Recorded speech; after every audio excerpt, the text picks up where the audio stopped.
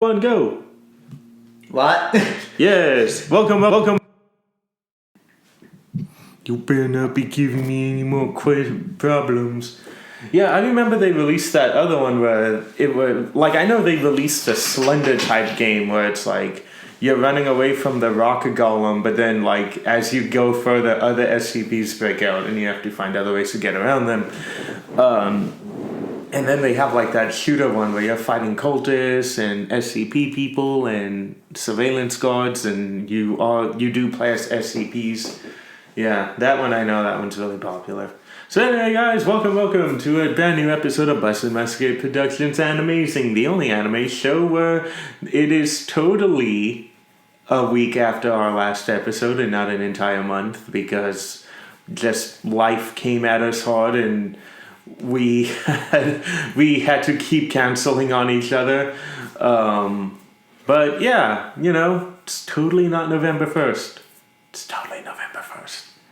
And now it is the beginning of many, many wonderful things in life. It is the next couple of days, and it's the last month until Christmas. It is 24 days, I think, until Black Friday, or 25. Yes. Yeah. And then, of course, it is the wonderful day of the beginning of No Nut November.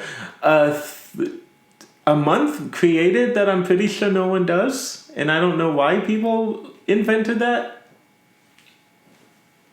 I don't get it either. Huh? I would not understand. I don't get it. I'm like, why do you want to dedicate an entire month to not jerking off? Just don't jerk off. No, sir.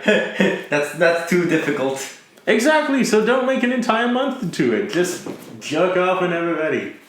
I don't know. I feel like if anything, again, November's one of those first months where it's just like an NO.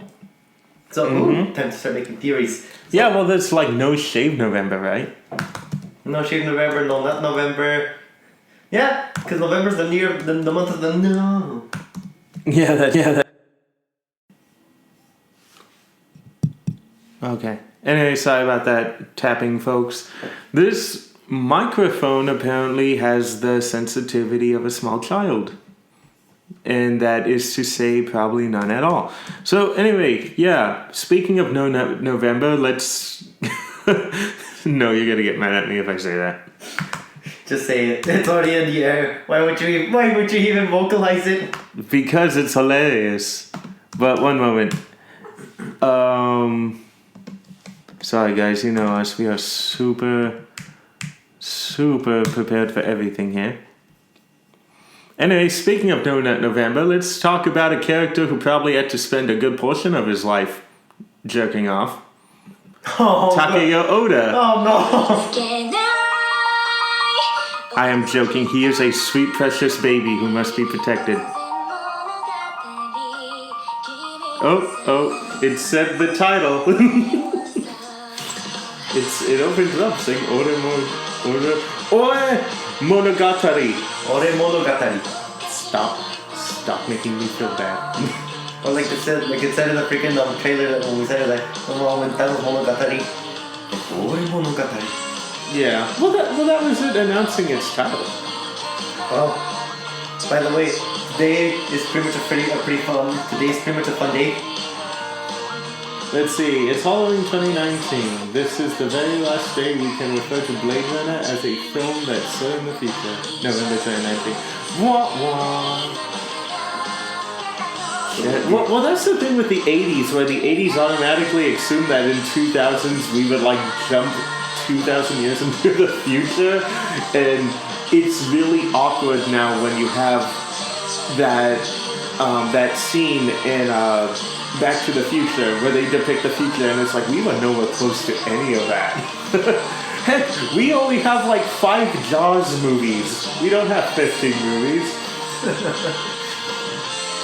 Do you count the fan-made ones? No, I don't rip off. I don't count the rip off shark films. Have you seen the opening to Beastars? It is fucking beautiful, by the way. I have not. Oh, it's all stop motion. Really? Yeah, they'll play a little bit because it's not its episode.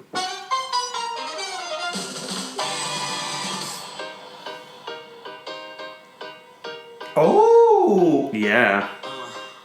Let me show you there's an amazing use of it. I like this song. Oh, this song's really good.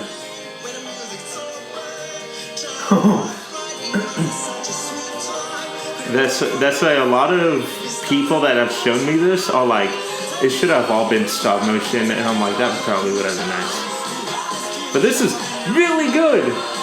Oh, like the Fantastic Mr. Fox? Yeah, that's what it looks like.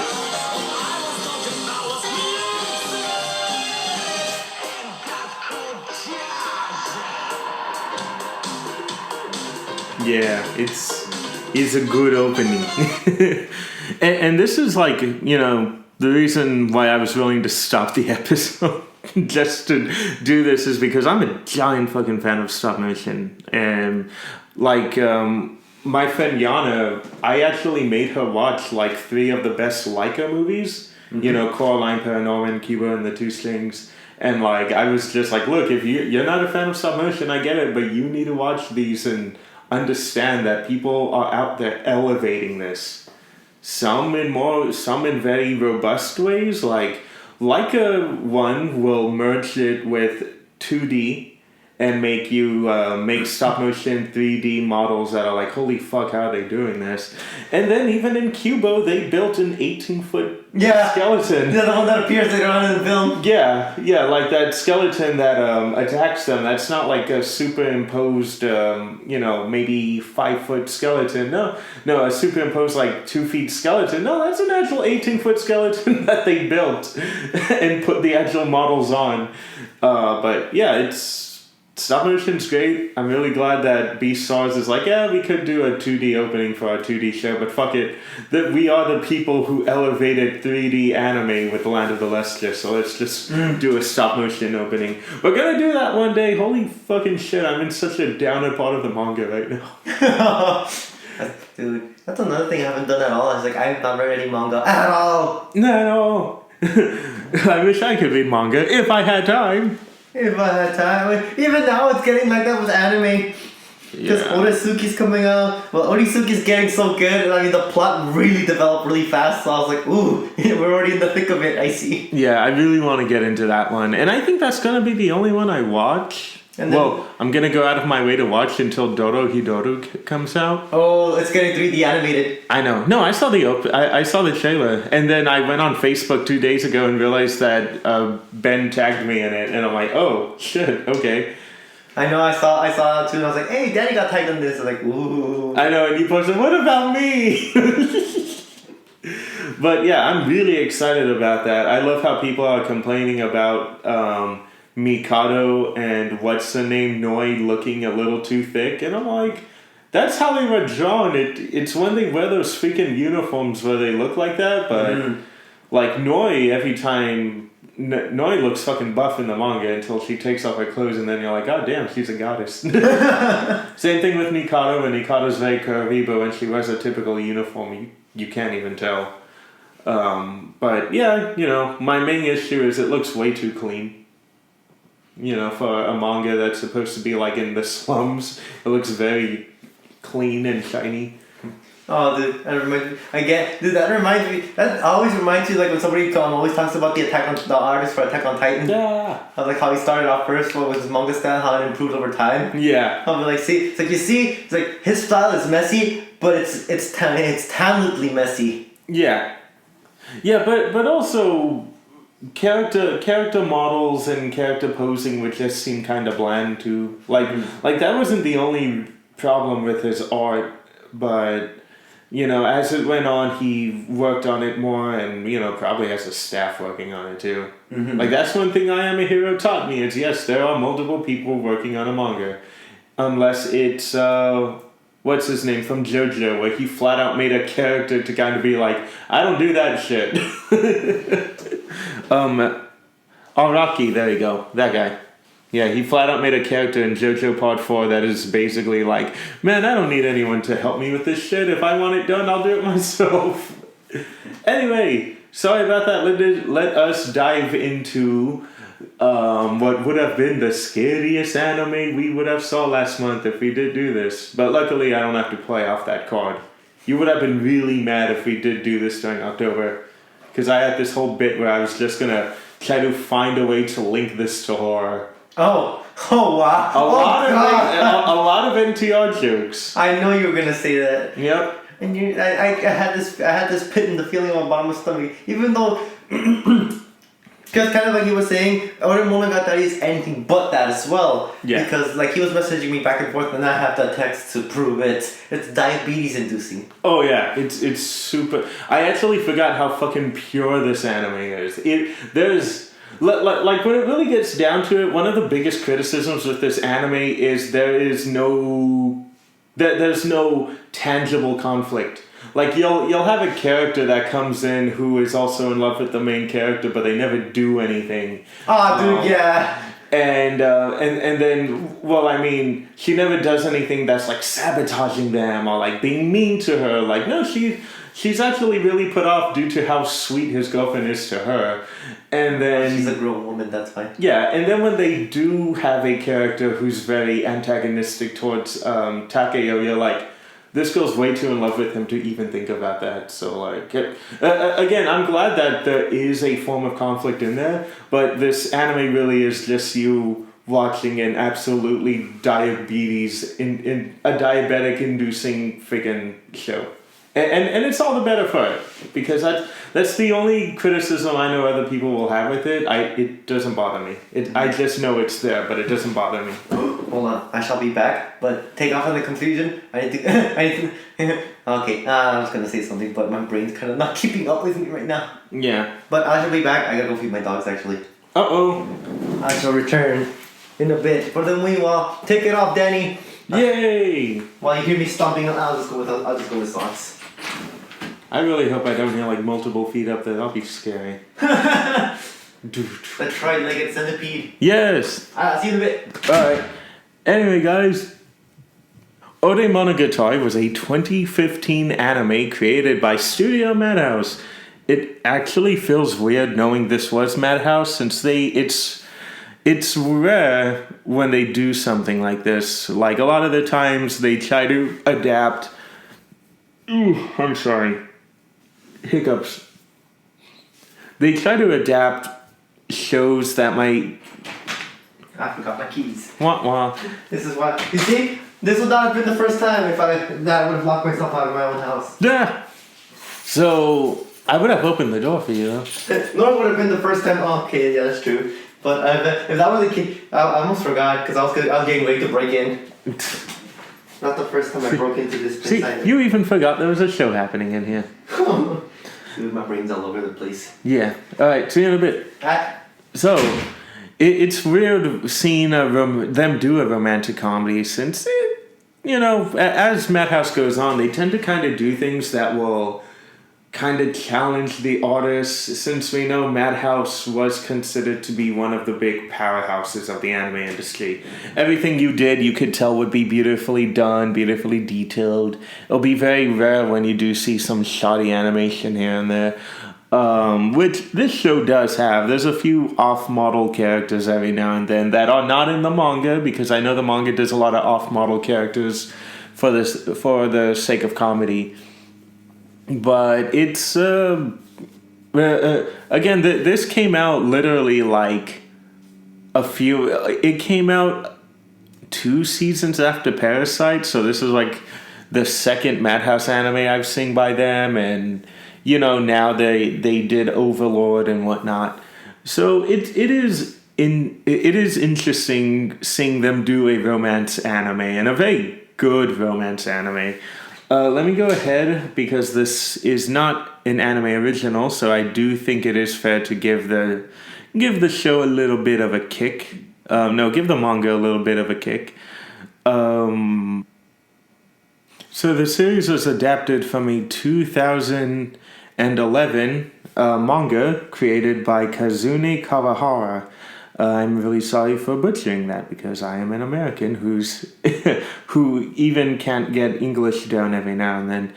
And that actually ran for 6 years until ending in July 13th of 2016.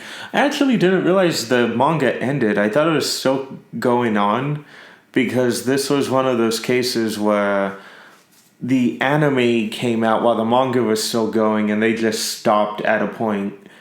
At a certain point where the manga, well, however manga chapters they got to ended. So it's one of those cases where after you watch this show and if you like it, there's always the manga for you to continue on. But the show focuses on 15-year-old, well, at the start of the series, it focuses on 15-year-old Takeya Goda, who is a very peculiar young man. He's very lighthearted, sweet, caring, considerate of other people. He will go out of his way to help people. But also he's kind of a simpleton. He doesn't pick up on certain things. He doesn't kind of pick up on certain social cues unless brought up there. But, he, like I said earlier, he's caring. He can see the good side of people, even if they do criticize him. But another thing I did not mention about this character is... Yamato! No! Is that he is freakishly huge. He is 15 years old and he has the physique of a 30-year-old weightlifter. Oh, you talking about me? No. Okay, they don't have any food, so I did the best I could.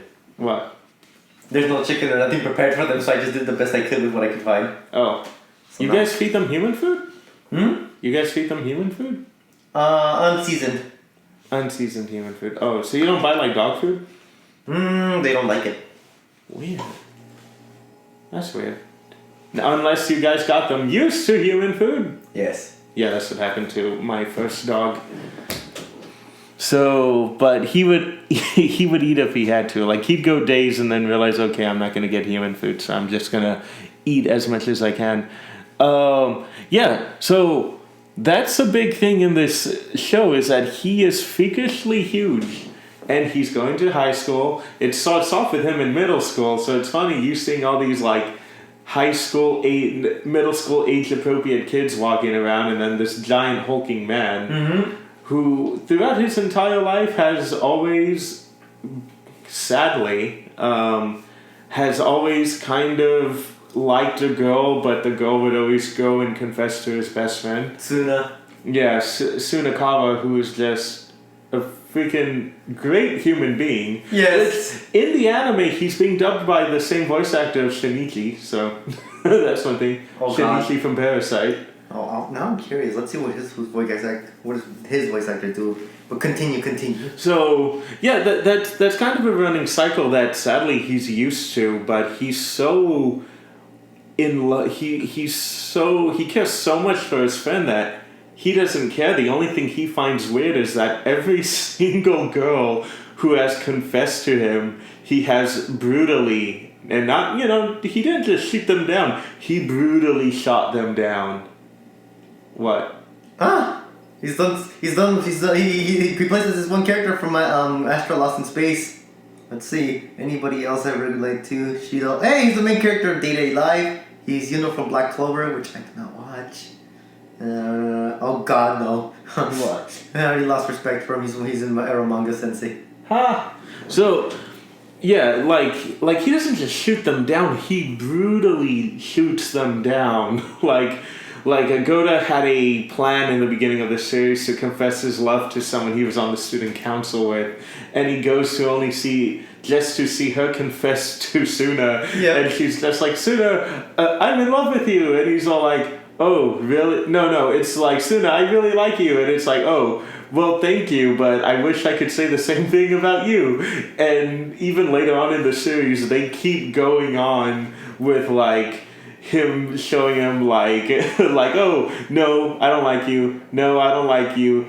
No, I wish you would go away. No, I hate you. Oh, I wish you would die. Oh, shit, yeah. Yeah, like, he gets really brutal. Eventually. Yeah. And later, it's funny too, because eventually you get to see why he does that as well. And why sometimes he'll just be unforgivingly brutal about it. Yeah. Yeah. Because again, like one of the things that you learn about Sunagawa is that he's a really good person. Even it's even funny because when Tako describes how he even got to know him as well, he's just like, yeah, we just like one day became friends. Yeah, they were next door neighbors, and it was literally like they could not have been any different from each other.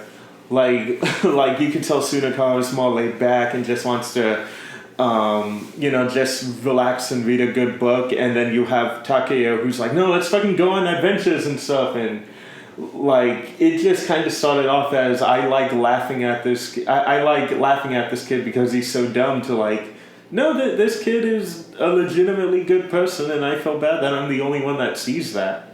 Well, oh, by the way, not the only one in his family, at least. By the way, of note, Suna's voice actor is the God of Death in Assassination Class from the second season. The God of Death? Yeah. Wait, you mean shoot, what's the name of the teacher? Koro Sensei? Yeah. Yeah. So his protege? No. It's the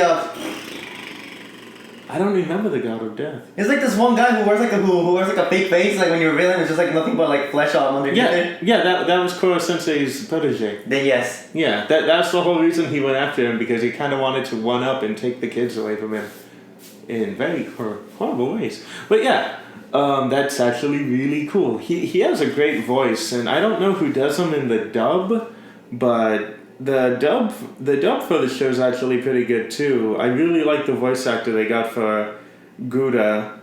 This guy I've never even heard of, Andrew Love. I know Tia Ballard for Hugo. Oh, it's Austin Tyndall who does Sunakawa. He's a Funimation voice actor. I think he's... Oh, he's also Male Korin. Who? From Suna's voice actor in Fire Emblem. Oh, that's cool. Austin Tyndall, speaking of Assassination Classroom, he's the redhead guy. I forget his name. Yes, but he's that in the dub.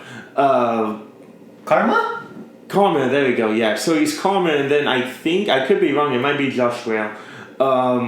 No, it's not Josh Grail. Austin Tyndall's also the American voice of Kaneki, which is not a good choice, in my opinion.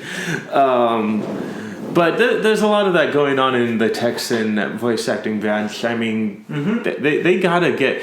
In all honesty, they have to get good enough directors who don't look at this as long as it's in English, they're gonna watch it. They have to sell you on it, and that's why dubs get such a bad name. But anyway, back to it. Right.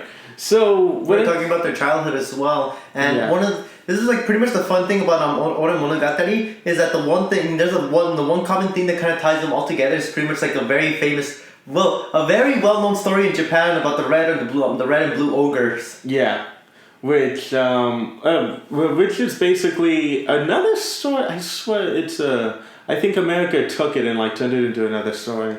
But like it's a case where there's a red ogre, a big scary red ogre who wants to go and be friends with the humans, and then his only other friend was a blue ogre that said, hey, I'll go and attack the village, and you go fight me, and then the humans will like you. So that happens, it works according to plan, but he realizes, he goes back to thank the blue ogre, and the blue ogre wrote a letter saying, if the villagers ever see you hang out with me, they will go back to not trusting you. So it is best for everyone if I just go away and never to be seen again.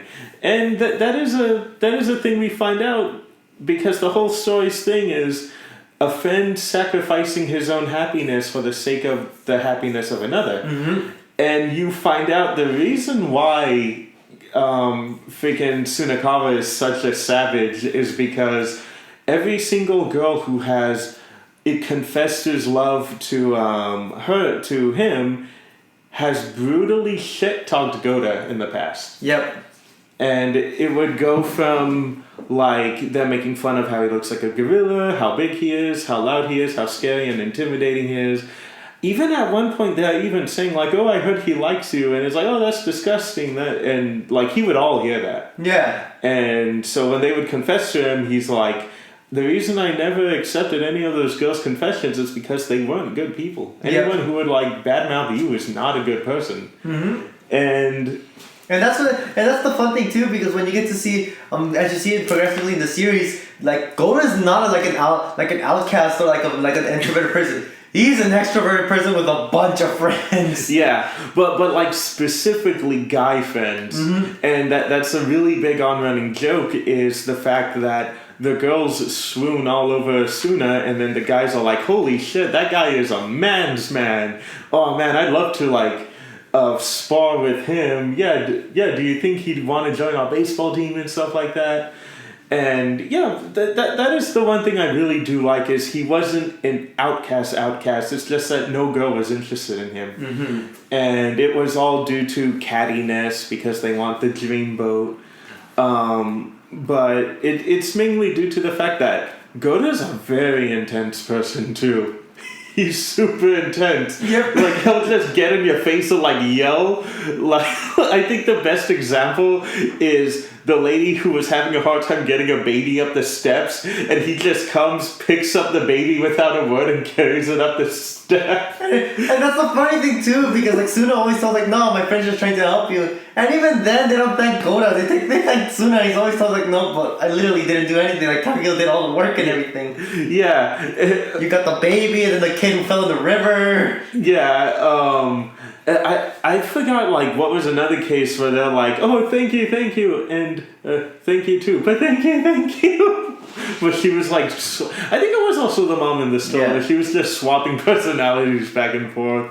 But yeah, it that's a really sad thing that happens because like the guy's a legitimately sweet person, and I really do like how the anime is just this guy enjoying a wonderful, almost maybe a little too perfect relationship, and it's like I said, there's not a lot of conflict in here, and I think that's fine. I don't want to see this character go through any hardship, and that's why the last 2 episodes are kind of hard to watch when they do bring in an antagonist for like the last 2 episodes. But it is a very, what ends up happening, the meat and potatoes of the story, if you will, is they're on their way home, Suna and Takeo, and they see a girl being harassed by a creepy groper. Oh no! Yeah. Yeah, I forgot that's what started. I know when I saw that, I was like, no, this is supposed to be sweet. It have to be a groper. Yeah, and then when they like take him to the police station, it is flat out like man, she was asking for it. I'm like, woo boy, that's a little too intense. I know, man, but hey, I felt good. I felt good when Goda took the initiative in that situation. It's like, what do you mean? God, I love that scene where it's like, what? He knocks him out, and then the next thing is him at home eating chips. And it's like, yeah, I got suspended from school for like 2 days for punching a guy in front of a cop. But but also that's what I meant to say. If you have read the manga, that was not their first encounter. Spoilers. Ooh, really? Yeah, I don't know how, because I was quickly reading through Rinko's Wikipedia page, and yeah, there's reference to them meeting before, Goda being, Goda didn't remember her at all, but she did, which is why when she saw him again, she was so dead set on... hold on. She was so dead set on kind of getting to know him. So that is when we're introduced to Rinko Yamato, who is... No, I only took it. I need to be upset because I got here a little late. Oh, okay. So yeah, that's when we're introduced to Rinko Yamato, the main series love interest, who by this point is not really a love interest. What ends up happening is he saves her from the groper. She's there for everything when he knocks the guy out. Yep. And then she shows up to his house while him and Suna are there. And she goes and thanks him, but as soon as Suna's like, okay, I think I'm gonna go home, and she says, oh wait, you're leaving, and talks him to staying back, Goda, the poor guy being used to the merry-go-round, is like, oh, I see what's going on here. Yeah. Okay. And that's the thing, though, man. It's like, despite all of that, despite all of that, he's always trying to like look out for the best interest for both parties. If anything, Yeah. he's like not somebody who's like gonna be like try to like force himself or like try to take initiative first. He'll be like, oh, it's like you know what, I'm used to this already, and like as you see later on as well, like very well, not even later on. It's like soon afterwards. Yeah. It's like. It's not exactly what Goda's thinking about. Yeah, and even from like the very beginning, you're noticing these signs like she leaves and then her phone, she accidentally left her phone at his apartment, and he's like, oh, this must be her method of getting to see Suna again, and I'm all like, dude, you're dumb. But she starts texting him good morning and like invites the both of them to hang out, and but you realize that like she's asking him to hang out and he's kind of like, come on Suna, let's go. Yep. And he ends up falling in love, Goda ends up falling in love with her, but you know how some people believe if you love something so much it's good to let it go. He loves her so much that he wants to see her happy and doesn't want to see her get shut down like the other girls have. Mm-hmm. So, and one of the things that really gets him going with this plan is when the three of them hung out for the first time after the apartment. He said, oh, she's nice. Oh yeah, when Suna says that to himself, and then again, it's more of a misunderstanding towards on Goda's side as well. Yeah. Which, oh my god, that part I completely understand, man, because like knowing Suna's record with all the women, he rarely ever says that at all to any girl that Takeo likes. Yeah. Which, you know what, I agree with Suna. Takeo does have poor taste in women at first. He really does, and that's the cool thing about Suna is he's not afraid to say what's on his mind. Mm-hmm. Sometimes he'll say 1,000 words without saying anything at all. But he even says, like, you like any girl that's nice enough, that you like a nice girl who is just willing to talk to you. Like, you settle, dude. You can't settle. Mm-hmm. And it's really lucky that, like, the girl that, he quote fingers settled for is super in love with him. And, she ends up texting him one day saying, hey, can we hang out with just you and me? And he's like, oh, okay, I guess she just wants to talk to me and get other information without Suna being there. And I'm all like, stupid, but you're such a fucking teddy bear. I love you. But they hang out, and the whole time he is talking up his friend, and that is not what you do in this situation, sir. To the point where she starts to cry, and he goes home, and he's like, oh, she started crying for some reason, and I don't know why. And it's like, you do realize she likes you, right? And it's like, no, she likes you. That's like this whole time I've been trying to get you two together. And he's like, dude, she asked for your number. You forced her to ask for my number. Yeah. She left the phone at your apartment, and then it's like, oh, Sunakawa, some girl's here to see you. And it's like, oh, dude, you gotta hide. So he hides under the bed.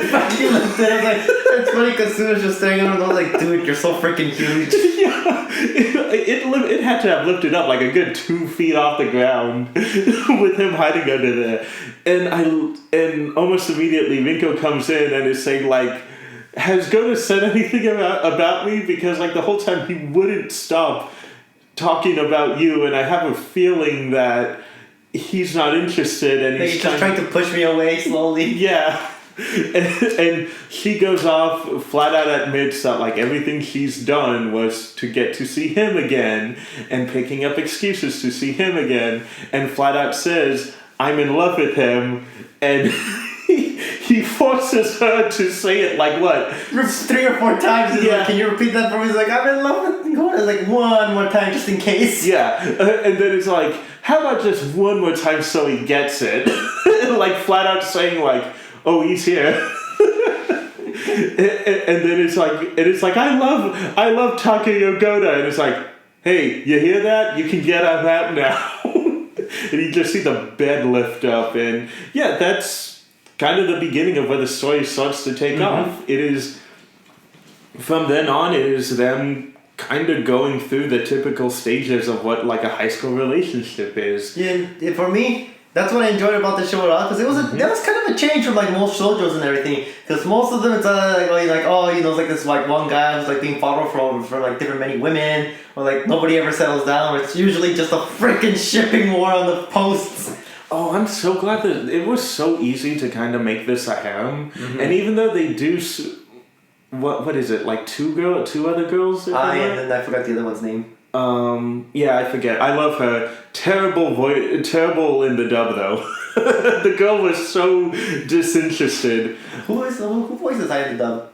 Ayn in the dub's actually good. She's not great, but it's good. Where's my phone? Oh, here it is. Yeah, so they go on like many dates and they hang out with Suna a lot because Takeyo's so used to being with Suna that it just feels right to invite him on dates. I know, which is so stupid, but yeah, and it's just like you can't blame the guy. Yeah, I mean. I think if you had a friendship like that, you wouldn't be able to help yourself either. And it's not like Rinko minds it. Like, every now and then they'll hang out on their own as the series goes on. But, like, Rinko really does kind of respect Tsunakawa because he is the reason why they're together. If it wasn't for him, then this probably would have been a lost effort on Rinko's part. Yeah. And like that's one of the things as well because again, one of the things that like pretty much Tsunakawa does that like initially people thought it was gonna be with Goda is like he's actually a really good supporting person for him as well. Especially when it comes to just relationship advice or just trying to get him to like be comfortable with her. Because again, one of the things you gotta remember is like this is Goda's like first legitimate relationship with somebody who actually reciprocates his feelings and is a nice person to him. It's pretty much someone he deserves. Yeah. And actually she idolizes him too. So in the dub, I's being voiced by Kali Mosier.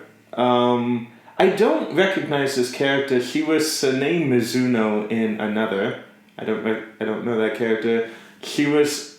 Is this the mango? She was Sachi in Dog and Scissors. I don't remember. I don't remember her either. Okay, no, she's definitely not the main girl. Sachi, probably not a major character because I don't see her. A strange redhead maid. Oh, okay. She's the maid in Dog and Scissors that the guy witnessed singing and she tries to kill him. Fuck, I forgot about her. Yeah. I don't remember her at all. Yeah, and she has a broom that when she pulls the broom head off, it's a knife. Oh shit! Yeah. I do not remember her at all. I remember. I think that needs to be revisited one day. Not revisited. That just needs to be visited. Yeah, she doesn't have a really big anime career. Surprisingly, they don't even list Ori Monogatari here. Yeah, that's interesting. She is Nanase Tsukumo in Love Kunibu. I don't know who that is. With who? Yuta and Rinka's homeroom teacher. I don't even remember that homeroom Fuck, teacher. I don't remember that. I don't even remember there being a teacher in the series. Anyway, moving on slowly. We're introduced to other characters as the show goes on. Most notably, speak of the devil Ness, Ai, who is Tsunakawa's oldest sister, who is currently in college. And a freaking supermodel. Freaking beautiful. Okay, if you're fully grown adult women, you're gonna look like a supermodel. But if you're a high school girl in the show, then you're going to look like the sweetest, moe-est fucking character in the world. Like Not her though. Huh? Not her, that she's always taught to begin with. Yeah, no, but that's what I mean if you're an adult. Because she is technically an adult. Yeah. But like, the other characters, like the other girl who falls in love with Goda, the girl who actually goes on a date with Suna, they're all very pixie-ish looking characters. That's true. Yeah, but Ai is super hot. She also has one of the best episodes in there too. Oh, yeah. Yeah, not the one we're gonna talk about No, right but the now, later one. but a later episode, which is like, God, this is awesome. I love how that episode starts. I completely forgot about that episode, so when it starts off, I'm like, oh, this is weird. No. Oh, so you must be this guy. Huh, I win. I'm like, who the fuck are you, sir? So, she is the older sister of Sunakawa, who, lo and behold, is in love with Takeo. There's a giant, like 3 years age difference, possibly 3-4 years. Yeah. Around there. Yeah, so she's like 18 at most. 18, 19 at most. That's fine. But she's she is in love with him, and I love when Suna tells her that he has a girlfriend. She's like, "What? I was too late." And she's like, "Wait, you had a thing for him?" And it's like, well, duh. He's so awesome and cool. I was just hoping that I had until he went to college before other girls found out. I know. Dude, when I heard her say that, I was like, dude, I feel so bad for you just because like you're literally the only thing that's stopping you is the law. Yeah, you had to wait until he went to college to actually make a move, and you know, you've seen what other girls saw. You're like, yeah, no other girls are interested in him. I'll be safe. And it's so sweet too when she describes the reason why she actually likes him as well, because again, like, this is like, it's like pretty much the same reason why Suna became really good friends with Takeo. It's like they see something in they all witness something in Goda that like nobody else really gives him a chance to, which is like he's a really sweet person. Yeah. Because when she was young, she was always like tall and slender. Which, first of all, people, I need to break this real quick just to say tall girls are cultured, and if you are intimidated by tall girls, then you are a heathen. Exactly. Yeah. Just look at me. You're a tall girl? I'm taller than you, though. You're not tall. I'm a tall girl when I dress up as a maid. That is true. Thank you very much. You are cultured. Thank you. compared to a lot of other nerd boys who are considerably a lot smaller than us. That's true. But one day I will do my vanilla cosplay. Oh, the That's chocolate still on vanilla? the table, huh? You're gonna be vanilla from Nekopara? Yeah, that's on the. I was supposed to do that this year, but I didn't go to AX, so I never bothered trying to put the costume together. But I'm like, one day in my life I want to cosplay. I just gotta lose a bit of weight. Don't worry about the weight, man. What you just gotta worry about is pretty much how how you're gonna portray the character. No, I want to turn heads. I want to do your thing where I'm gonna put a thing over my face and witness people check me out and be like, "What's up, dude?" Ah! Oh shit, dude! I honestly was not expecting that. I only put that over my face because I wanted to cover up. I was like, I lost the bet, so I was just like, do this to say. Oh, I thought you would do. Okay, yeah, no, you were chat bait over there. I did catch a couple of guys to check you out, and I'm like, that's a dude. There was even one point in San Jose where I just randomly yelled out Lewis just so people would know, oh shit, that's a dude. Anyway, yeah, tall girls are cultured. And what were you saying? So to go back, yeah, even when she was young, she had always been tall and slender.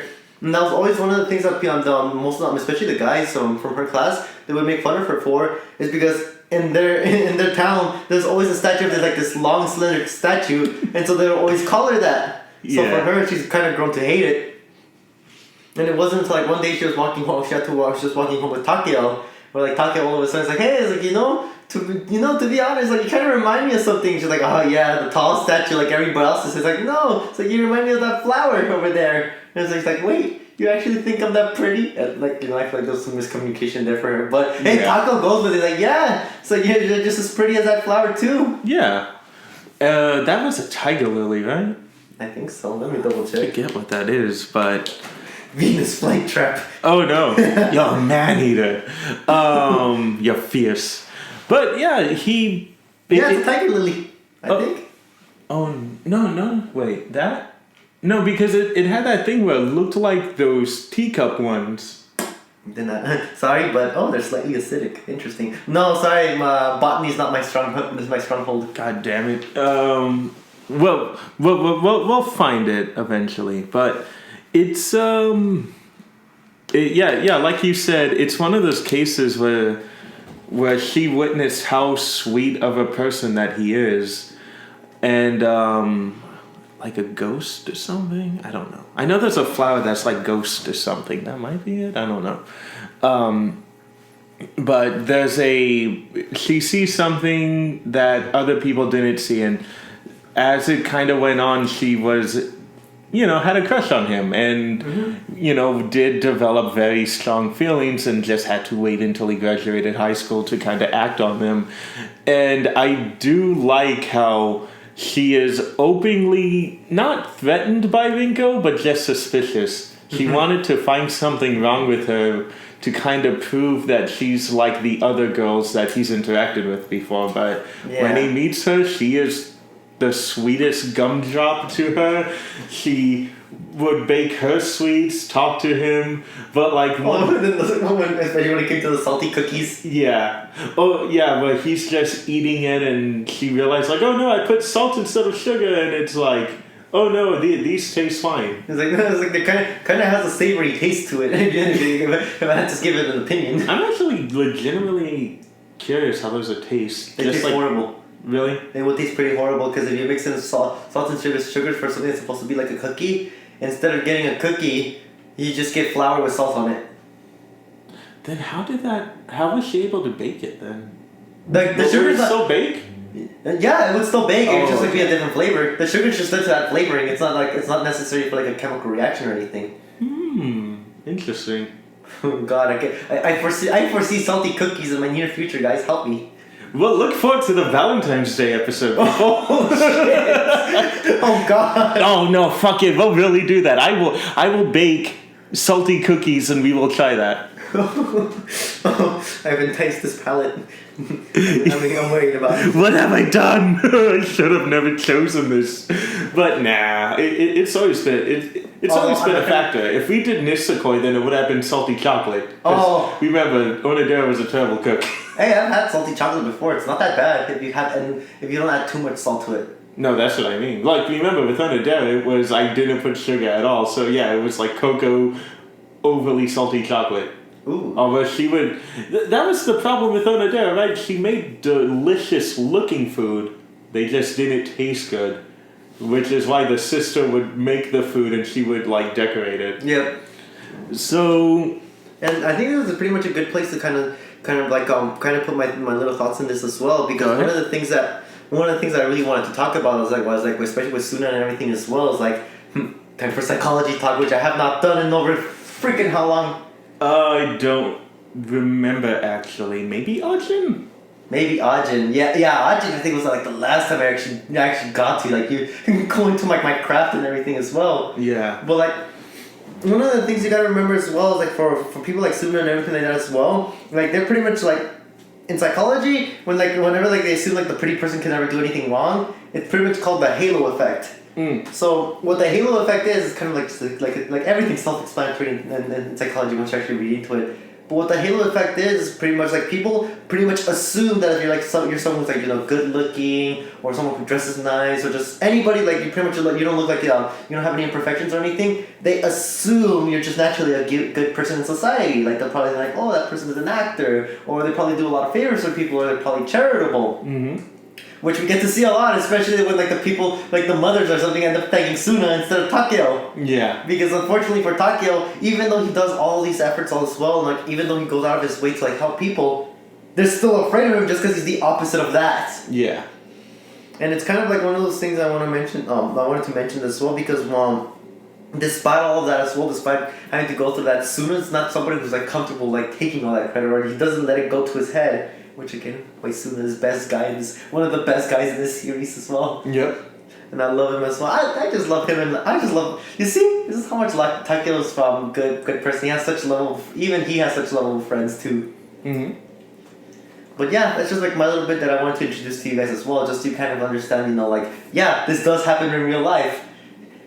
Not all the time, but majority part, the pretty person does usually get seen as like somebody who's infallible. Yeah. And like you were saying, that's what happened a lot in this show. And, when people actually do get to know Suna, like, when Ai comes in, she just realizes that the brother can be kind of cold and, like, very uninterested in stuff, which is why, like, one of the really big things that happen is I think it was the friend, like, his guy friends, he wanted him to use Rinko to kind of introduce him to other girls. Oh, yeah. And she showed him the photo of, like, all the girlfriends that are going to be going, and they're like, and he says, like, oh, well, she looks really happy in that photo. And Suna says, well, Gota, you might need to understand that not every nice person is going to have nice friends. They might be terrible people, but they have, like, they're too nice to say anything about it. So, just don't assume.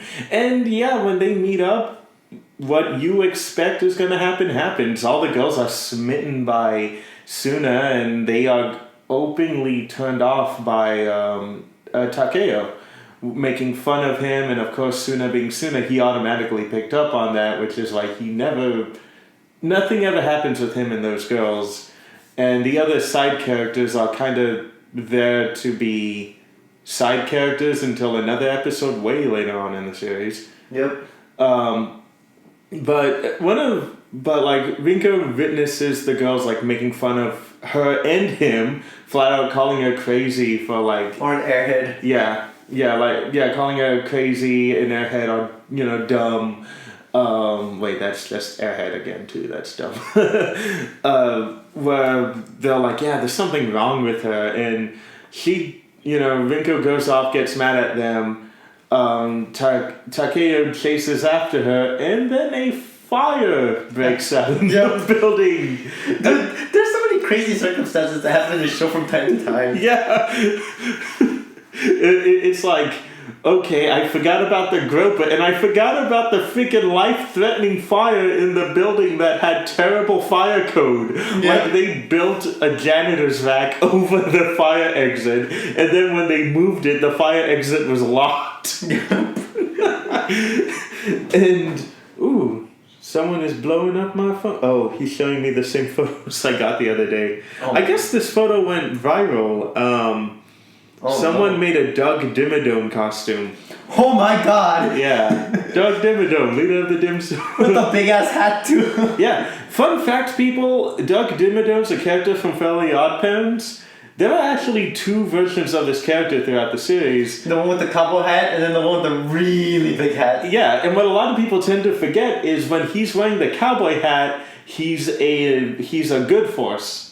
He's a likable character and is not doing anything openly bad. And then when he has the giant hat, he's suddenly evil. Like selling the ball hogs to Antarctica or knocking down a ghost town to build a mall.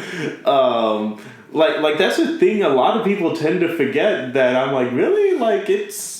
it's a thing I picked up almost immediately when I was a kid, is that when he was bad, he had a giant hat, and then when he was good, it was small. And Channel Chasers even made a joke about it when he's like, why should I help him? He did this. But he also reunited me with my long-lost son, but then he did this. But they were chewy. Yeah. Oh, yeah. The blubber nuggets. Yeah. They're chewy. I love that joke throughout the series, throughout the episode. Anyway, they end up, the two friends who are making fun of him got caught up in the fire, and Suna, again, this is before the fire, Suna even says, like, yeah, dude, I told you, good people don't always have good friends, and they're like, oh, everyone's out of the fire, but we don't know what happened to your two friends. Mm-hmm. So he runs in and he says something that is absolutely kind of makes sense and kind of true with some friendships. He's like, I know they're good people because you were so happy in that photo. And that's kind of a thing that happens. You will have friends that other people will not agree with. Oh. But... And then that's the funny part too, because for a split second, all of our friends see how cool. For a split second, they like kind of get this little like Bakun little theme. Oh, I love that. Yeah, when he rescues them, and then he's like, "Is everyone okay?" And then he's like, "Yeah, are you okay?" Yup. And they're like, "Oh no, we're not totally." It's like, oh no, it's like, what? It's like, then it's funny because in the Japanese, I was like, wow, so this is what the suspension bridge effect is like. And you've heard of that effect, right? No, actually. So, the suspension bridge effect, more psychology talk again, yes? Yay! But the suspension bridge effect is pretty much when, like, when put in a situation where fear takes over, if you talk to somebody of the opposite sex, or somebody like, yeah, pretty much somebody of the opposite sex, they don't have to be necessarily attractive, but due to the fear that you felt at the time, and then getting to talk to someone afterwards, after you've overcome that fear, sometimes that elevated state can be replaced, can replace the fear with love or something, or attractiveness. Yeah. So, yeah, again, so like that's why when people like, that's why like whenever you see like every like shonen protagonist or anything, whenever they act as heroic or they save the damsel in distress or anything, that's why they tend to fall for the shonen protagonist, because like, I've just been overcome with a very terrifying situation, and here you are saving me. Yeah. It's like, you're attractive now in my eyes. Yeah, but like that moment means a little bit more here, because at least now the girls fully understand why Rinko's in love with this guy, because he's a really stand-up guy. And, you know, going back to what I was saying before, it is a very common factor that you will have friends that other people don't necessarily see as good, but you do. You see that they're good people. They may have flaws, but, you know, they're there. Mm-hmm. I'm currently going through that with my friend who, when I hang out with him and his group of friends, I could obviously tell that two of the people in that group don't like me. Is it Josh and Manny? Because I could talk to them. No, not you. No, I like your friends. They're fucking dorks. I love your friends. No, it's... Anyway, back at it. Yeah, well, like, I'll hang out with them, and one of them is very openly dismissive towards me, and it's one of those cases where I'm like, yeah, you know, it's fine. But, you know, it's not vice versa. I legitimately respect that couple and like that couple that my friend hangs out with because of how well they treat him. They, you know, they care about him. They look out for him when I can't. And I respect them. There's just something about me that they don't necessarily see what he sees. And, you know, it happens. I've also experienced other friends that I specifically don't care for, neutral friends that I specifically don't care for, but the friend in that party likes them. So I'm like, okay, I'm not going to be mean because they're your friend. And there's a reason why you are friends with them. So, you know, it's fine. And I really do like that episode because it is a thing that does happen. Mm-hmm. And again, it did kind of show that Suna does kind of have a black and white outlook on some things. He does. But, yeah. you know... He means well. He does mean well. Yeah, exactly. And again, that's exactly why they make such a good pair as well, because, like, you know... It's like, well, as soon as like sees the black and white and everything, he is really good with intuition and everything, so he does pick up on social cues very easily. Mm-hmm. Whereas Goda, he's like completely oblivious and dense to like what people, pretty much like any like cues or anything as well. Yeah. But he has a golden heart and he knows a good person when he feels one. Just because he's able to deal more in the gray areas than anything. Yeah, and where Suna is the conscience for him, Takeyo's the reason why Suna is experiencing certain life things. Like, they have an episode where it's just Rinko and Takeo, mm-hmm. and the whole time you just see Suna in his room reading, and that's all he does. He blows through what I think is like 3 books in one day. So when it's what Takeo's been doing with Suna all his life is kind of breaking him out into the world and giving him outerworldly experiences that he typically wouldn't have. I mean, one of the big things that happens when they show them first meeting as kids, Suna wants to go in the house and play video games, and he's like, no, let's freaking go to the park and play and go on the swings. And as it just kind of went on, Goda has been the only person to ever make Suna laugh. Yep. Oh yeah. Oh dude, it's always funny too, because like, in all situations he makes them laugh, it's always pretty much like, yeah, I would laugh at that too. Yeah. At his own expense too. Like there's like the episode where he's like, man, I can't imagine your little sister or brother having your face, and he starts laughing and Goda's like, okay, it's not that funny.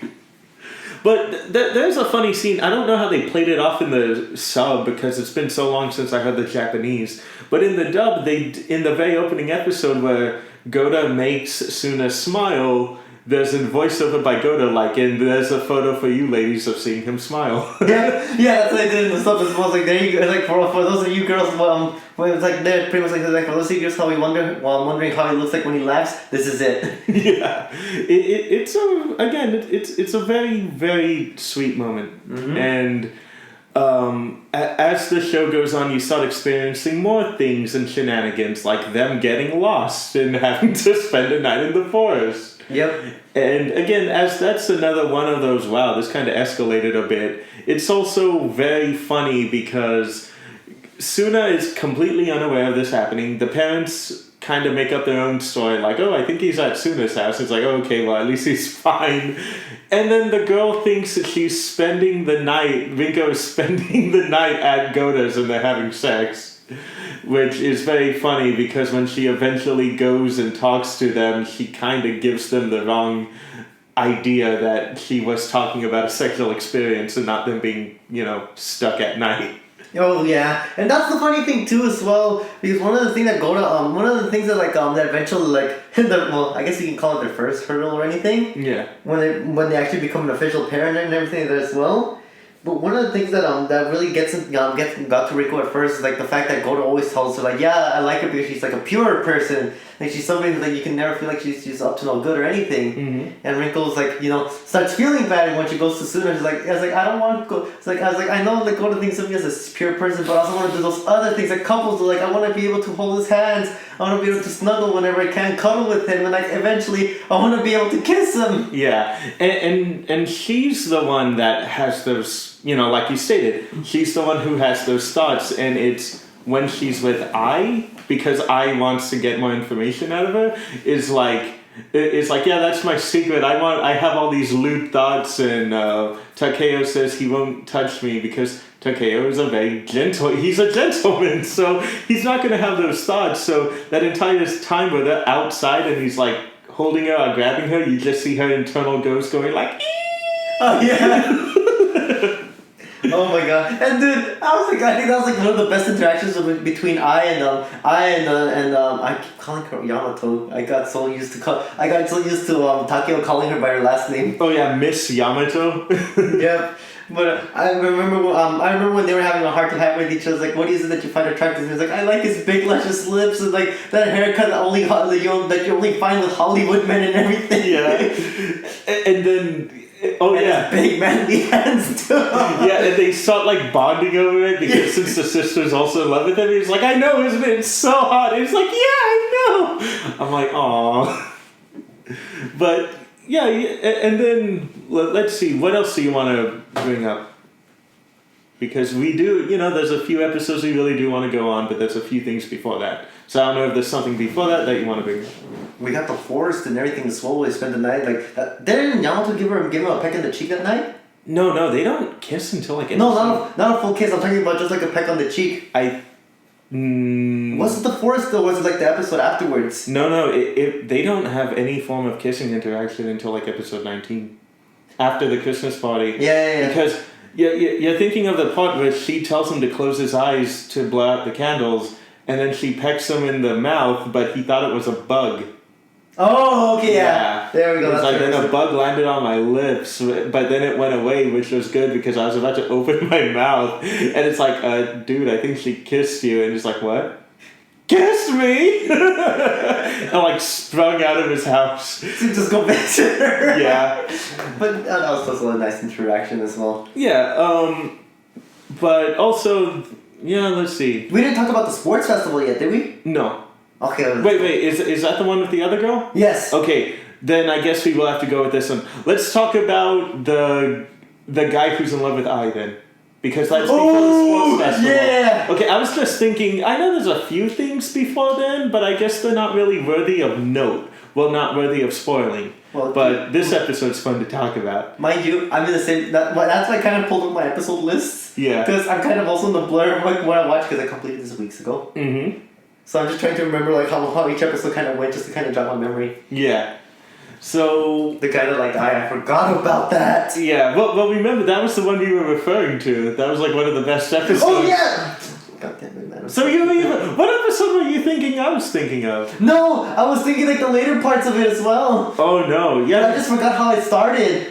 Yeah, no. So like at one point, in order to pay for Yamato's, present, because the one episode, but we talked about the friendship a lot, so there's not a lot to talk about. But there's an episode where it's Rinko's birthday, and Takeo and Tsunakawa planned this entire day for her and him to go on.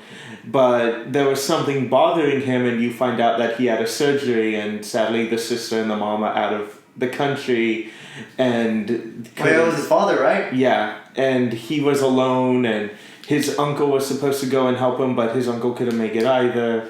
So it's this entire episode that kind of does cement why they're friends, and why they hang out with the other. Because I think for that one, Takeo kind of had to rush over with him just to kind of like be his emotional support over there as well. Yeah, because also if you remember too, he didn't want Takeo there. Yes. He tried to push him away, and said like, "No, if I will not forgive you if you stand up your girlfriend to hang out with me, I'll be fine." And it's like, well, no, he's not, and it's good that Rinko pushed Take to go see him, and that's again another very sweet, powerful little episode they had with those two.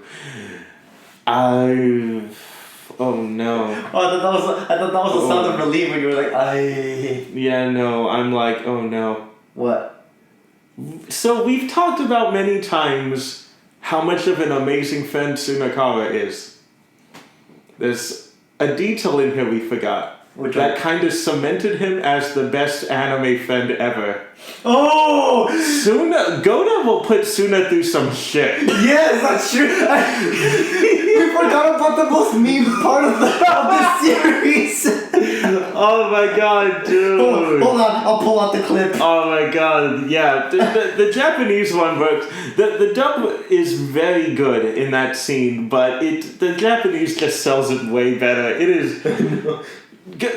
Goda is a sweet guy, and Suna is a great friend. But there's a problem that when Goda knows that, and he forces him to do ridiculous things.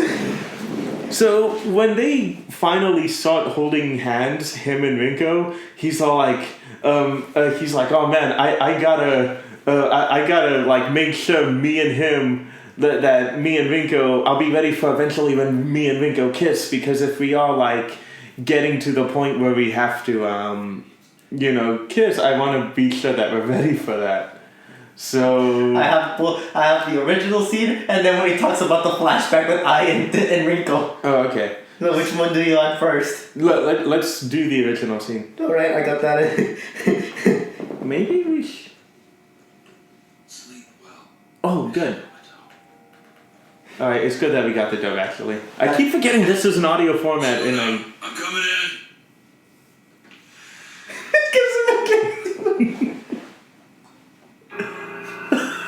there's the foreboding shadow. I've got a favor to ask. What is it?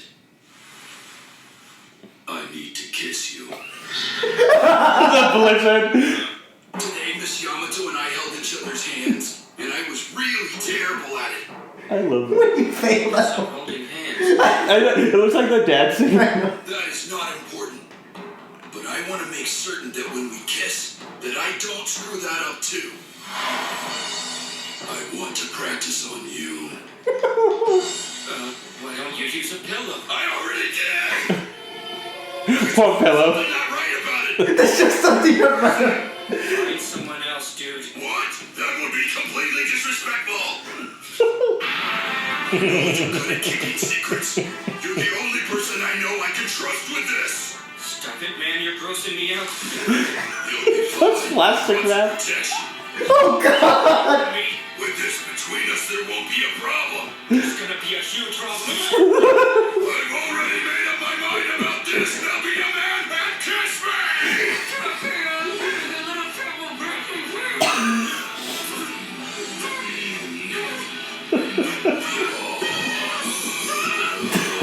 that's his pupil.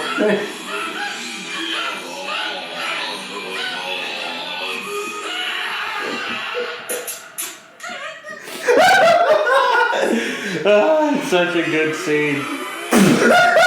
Oh, they added that in. Why aren't you saying anything? Well, of course he hasn't. You've had a girlfriend. Oh, sorry. I didn't mean to make things awkward. His first kiss was stolen from him. Oh my god, this was played out so much better in the dub than in the sub. Oh. Oh, hold on. God. Loading. Oh god. Oh, who's that? I can't see. Papá, Hey, ma. No, dice que me diga ahorita. ¿sí? ¿Tuve tarea o qué? No estamos haciendo recording ahorita. Hello. Hi. Hi. Oh, ok, papito, está bien. Bueno, ¿no fui a trabajar? ¿No vas a hacer? En la mañana nomás. Oh, ok, ya no vas a salir en la noche. No, Ok, okay. ok. Okay. ¿Ya no me sabes por qué? Ok. ¿Dónde vas? ¿Viste? No, vamos llegando. Sí, comí. Check in the Oh, box. ok, bueno, ok, pues. Alright. Bye. Bye. I don't You know, too. what's that, Ok, mijo, está bien. So. Oh my god. This is mind you, this is my first time seeing this in the dub. Oh, okay. Holy Yeah. Christ, the dub and the sub are just night and day. Yeah. Yeah, well, I remember really liking it in the sub. Maybe I should go back and listen to it, but like, yeah, it works, and I'm telling you, it's really good that the main three characters in the dub work so well. And then, no, for me, what gets me at this part right here. I know the big foreboding. Stop it, man. You're grossing me out. You'll be fine. I brought some protection. That's the part that gets to me. He's like, don't worry, I brought some protection. It just takes the context out of this, and you're not watching this to a whole different level. Exactly. It's like those people who used to splice video game audio to sound like characters having sex. Like, I need backup, I got you covered, reloading. Oh, there's a live action one too. Oh god. Cool, I wonder how this worked out. ヤマトと手をつなぐとき Oh yeah! してしまったどう失敗す They do look like they're dancing. キスは心配的俺としては高3の秋を予定しているまたえらい先だねそこで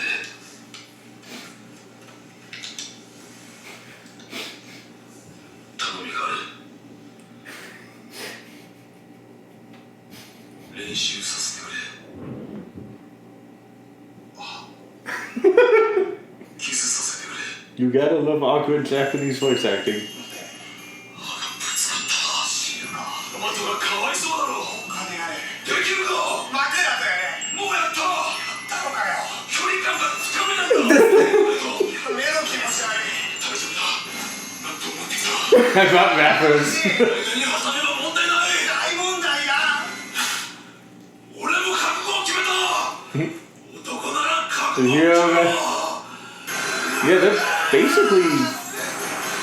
Dude, I wonder how the voice actors, I wonder how the actors felt. Let's see if they actually do it. Oh no. Did it the exact same way. I'm pretty sure they were fine since they didn't actually have to do it. I actually kind of want to see that now. Dude, I'm just wondering how it was going through the actor's mind when they had to replay the scene. I know, right? Well, but they're probably like, oh, I really hope the director doesn't actually want to show it. And thankfully for them, they didn't have to show it. But they got pretty damn close, and that's way more awkward since it's two live people.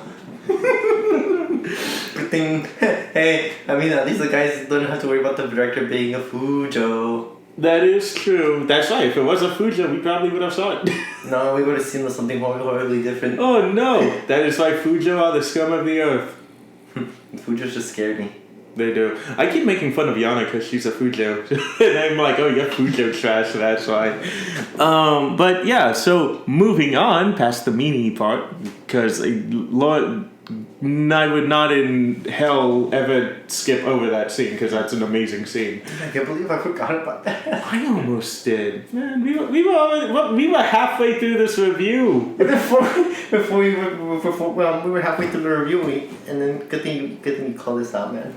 And good thing they had the dub part too, because I did not know how this was gonna go through in the dub. Yeah, and I'm really glad too because I keep forgetting this is audio format and I don't have a capture card yet, so it's not like I can rip it out and then put it here. Yeah. I will eventually do that. Eventually. Hopefully by the end of this year I'll ask for a capture card for Christmas. If not, I'll just buy one. Anyway, so what ends up happening now is Goda ended up getting a job at like a muscle man cafe. Mm-hmm. You know, just think of it as like another maid cafe, except all the guys working there are jacked. Yeah, which is a thing in Japan. Mm-hmm. Yeah, so I think someone actually showed me a photo of a real one. Yeah, because like it's funny because it's only one company that does that, and they're actually a traveling cafe, so they pretty much go wherever venues are possible. Ooh, come over here to America, why don't you? It's funny because if you guys ever go to their muscle cafe, order the wall of meat special. Yeah, they just give you an entire guy. No, it's literally all of the guys from the staff cast surround you as you enjoy your treats. Oh no! Flexing on you. The wall of meat. No. I don't want that at all. How are you enjoying your meal? That looks delicious. Please go away. No man, if that were ever to happen to me, I would just be playing how heavy are your dumbbells on opening. Like one guy muscle. Oh no. Is that a new anime? That finished already. Oh, okay, but it was this year, right? Yes. Oh, okay. I knew it sounded familiar because I think Aki did a video on it. I don't know. I don't watch their videos anymore. Oh. I'll explain after. I still love her because if you ever meet, you know, somebody and you have an extensive conversation with them, you're gonna have way more respect than if you just knew her online. So I still love her and I wish for the best for her. I'm really glad her and Joey survived that hurricane because they were very close to it. They were super close. Anyway, so what ends up happening is Vinko and Suna are at his job, and then this random guy just sits down and is like, oh, so I'm guessing goes up to Suna and says, oh, I guess you're Takeya Goda. Well, I guess it's good to know that I win. And he's like, wait, who are you?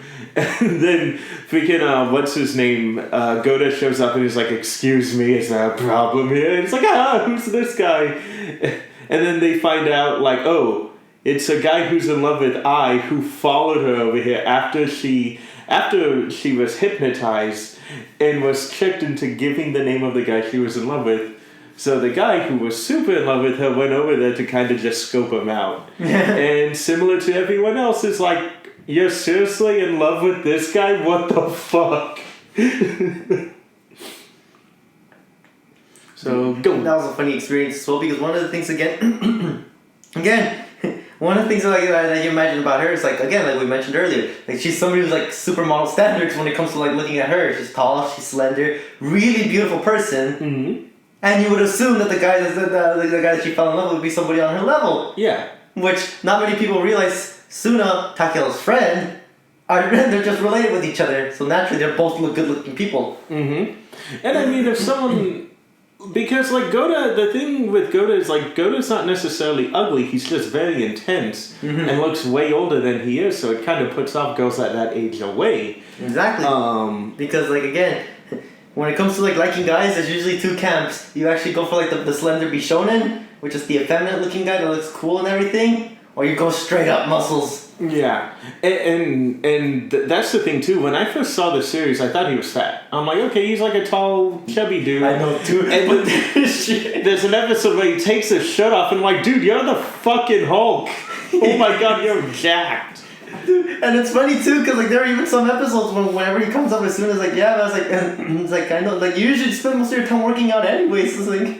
Yeah, that's true. They're like, if you keep eating those, you're gonna get fat. And he's like, it's okay, I work out a lot. So it's like, yeah, that's true. He's a very fit person. Even at one point, he falls out a window because he was doing like over the window leg lifts or like body lifts.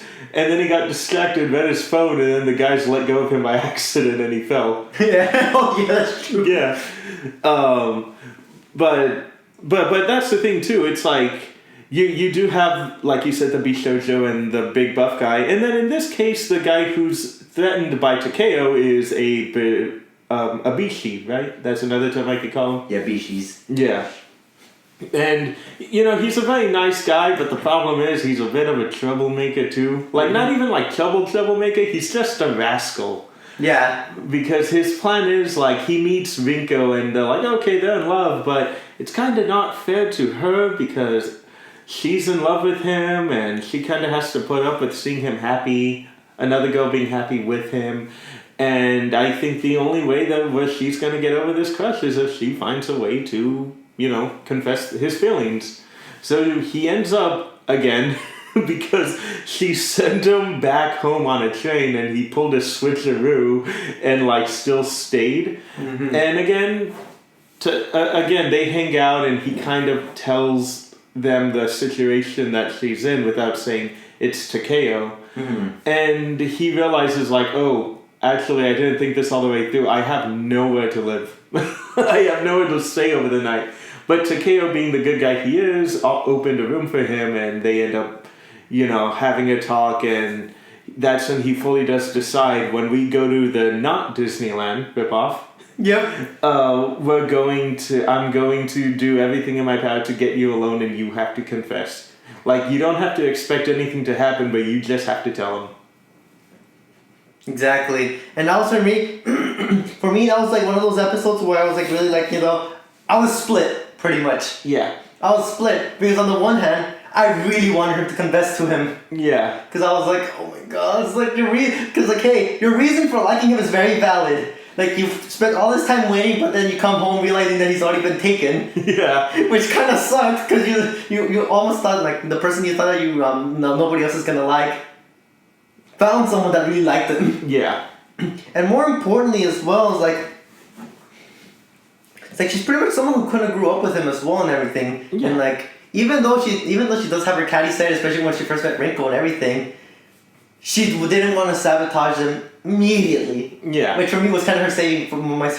Like, she was just testing the waters, like, oh, does this girl really have, like, is there really something that this girl hiding from Takeo or anything? Because for me, I kind of picked up on that. So I was like, oh my god, like, what's she hiding? Yeah. And then it just turns out, oh, she's just lewd as fuck is all. She's just lewd as fuck. It's always the pure looking ones that are the lewd as fucks. That's why nowadays you kind of realize you see a lot of pure looking girls with guys, because guys are now finally catching on to that. I have not. No. I didn't catch on to that for a long time. I would always go after the obvious ones. No, I have not, and I don't. For me right now, I'm just full blown enjoying my bachelor years.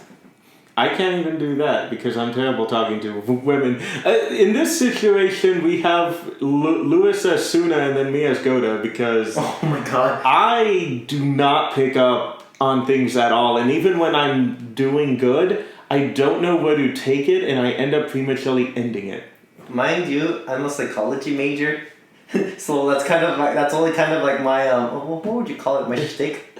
Yeah. So you psychologically manipulate these women into liking you? Isn't that how the game's played? I mean, technically yes, but the way you say it sounds very sinister. I get into their heads, and that's how I make relationships happen. I mean, in a way, that's kind of how it works. I mean, technically, yeah. As long as they're not flat out manipulating them, lying to them is fine. But it really is. Puts dog whistle away. I know, right? Puts away the mysterious pocket watch you have for no other reason but to hypnotize people with. Oh shit. Oh fuck! You don't read Platinum End, huh? No. Platinum End's a manga created by the Death Note guys, and they have. But basically, it's about people who are currently in the running to become God. It's a battle royale manga. Oh, like Future Diary. Mm-hmm. And they accept not as sleazy. Yeah, there's some sleaze in there. Because what they have is the weapons in there are spread out between people. You have people that can use arrows that are red arrows. So the red arrows are basically Cupid arrows. You hit someone and they fall in love with you. Or you have people that will have the red arrows and wings, which they can fly so fast they're invisible. And then you also have the red arrows, the wings, and a white arrow, which is an insta-kill. if you hit someone. And that's kind of what I'm thinking right now is you just have like a red arrow and you're just shooting women to fall in love with you. Because there was a guy in there who was shooting idols with the arrow and having that's right. Yeah, and having these massive orgies and like, you know how idol culture is in Japan, they're like, we're not supposed to have boyfriends, what the fuck is happening? No, yeah, and again, for me, we could talk about idol culture for like for my next pick after your pick. Ooh, I'm very curious. I'm all for us eventually, kind of, because the thing is, we've been doing this for like, me and you, we've been doing this for 2 years, going on 3 pretty soon. Yeah. And I kind of want to. Again, I really do want us to get this out there so we can start doing things. And I figured everyone does anime reviews, and I still want to keep the anime reviews, but let's get to the point where we kind of mix in a culture with the pick, where it's not just about the anime. I got you, so sir. I love the fact that you were already thinking of that before me. I got you, sir. So this anime impulse, we're gonna debut as idols. Okay, fuck it. We'll be the sleazy maids. Oh no! But I wanted Anime Impulse. I don't know if I'll be able to go to that one though. January is always a bad month for me. Because it's usually on the weekend anyways. That's true, but a weekend at Goodwill is double the people. Yep. Yeah, that's the reason why I've never tried to go to Anime Impulse. I might, so I can try meeting a cosplayer I like. I want a photo with her. Rio Panda? No, I already have a photo with Rio Panda. I'm in one of her videos. I am fine. The only thing I ever want to do with her again is actually have her on the podcast. That would be amazing. No, it's another cosplay I showed you, Sweet Lemon Cat. She's like a Latino cosplayer. Ah. You wouldn't know looking at her though. Or maybe you would, because she has the face of a Latina. She's just really pale. Wait. You've seen some of them. Is she the one who dresses up as that one chick from Kakegurui? No, she didn't do Kakegurui. I sent a photo of her a long time ago. It was her as Hinata. And you asked me, oh, Danny, I didn't know you were a chap. No. You don't remember that? No. No? Yeah. I have not had proper sleep in quite a while. Oh, well, hello. Yeah. Very lewd stuff here. I'm very pale too. Is that the sad? Very pale. Is that the sad part? I noticed the paleness first. No, that's... look, when I first met her, I thought she was a white chick. And her last name is Lemon. Hey! Yeah. And her last name is Lemon. Like it, like lemon. So it's funny when people ask her what nationality are you, and she's like, I'm full-blooded Mexican. And I'm like, well, you're from the very specific part of Mexico where there's a lot of people like you. Because I had a friend who was also like that too, where she was very pale. She had green eyes, which is super fucking rare. And she was more Mexican than me, because I do have a little droplets of Native American in there. So anyway, Oh man, I'm a full-blown mutt. Oh, well, we'll get to that in a bit. I do want to talk about that. But yeah, I know we might not be able to do what we're talking about next week with Demon Slayer, just because I don't really know if there's anything we can tie that to. Because I was thinking, we could tie this into yokai culture, but those things aren't yokai. They're like flat-out demons with their own rule sets.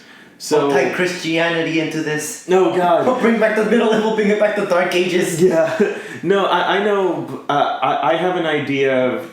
Oh fuck. What's the idol pick you wanted to do? Because, look. I have another idol thing we were supposed to watch in October. Which one? Perfect Blue. Oh, I don't know that one. Oh, right. You haven't seen it. We will do that like after. But if anything, I'll just follow it up after your idol pick. Yeah. It's a Satoshi Kon movie, so people will some people who will listen to this will automatically get what that is. But yeah, moving back to the anime, shoot, where were we? We're talking about and then like when the guy wanted to pretty much like isolate them. Yeah. Just so I could get her confession as well. Such a sleaze about it. But it was meant in good intention. Yeah, it was a good intention, but we're talking about like stealing Rinko's phone without her knowing.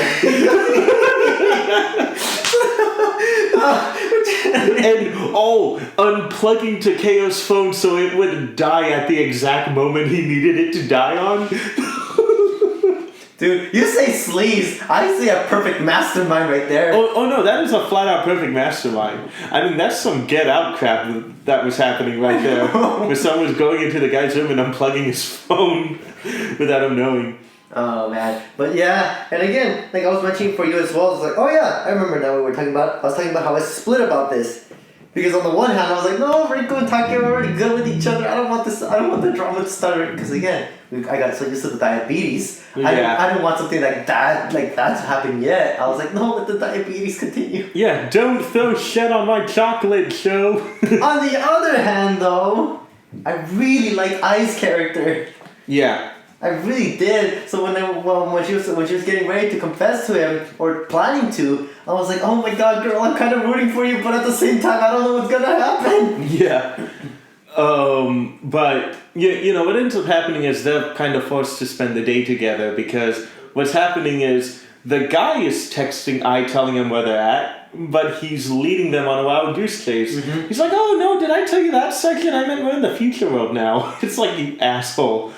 But one of the really weird things that was going on, and apparently it's even kind of a curse here too, couples should never go to theme parks together. It's always a bad omen. Mm-hmm. Because Ringo didn't want to go to not Disney World with Goda because she heard a rumor that is like, oh, if couples go over there, they're almost guaranteed to break up.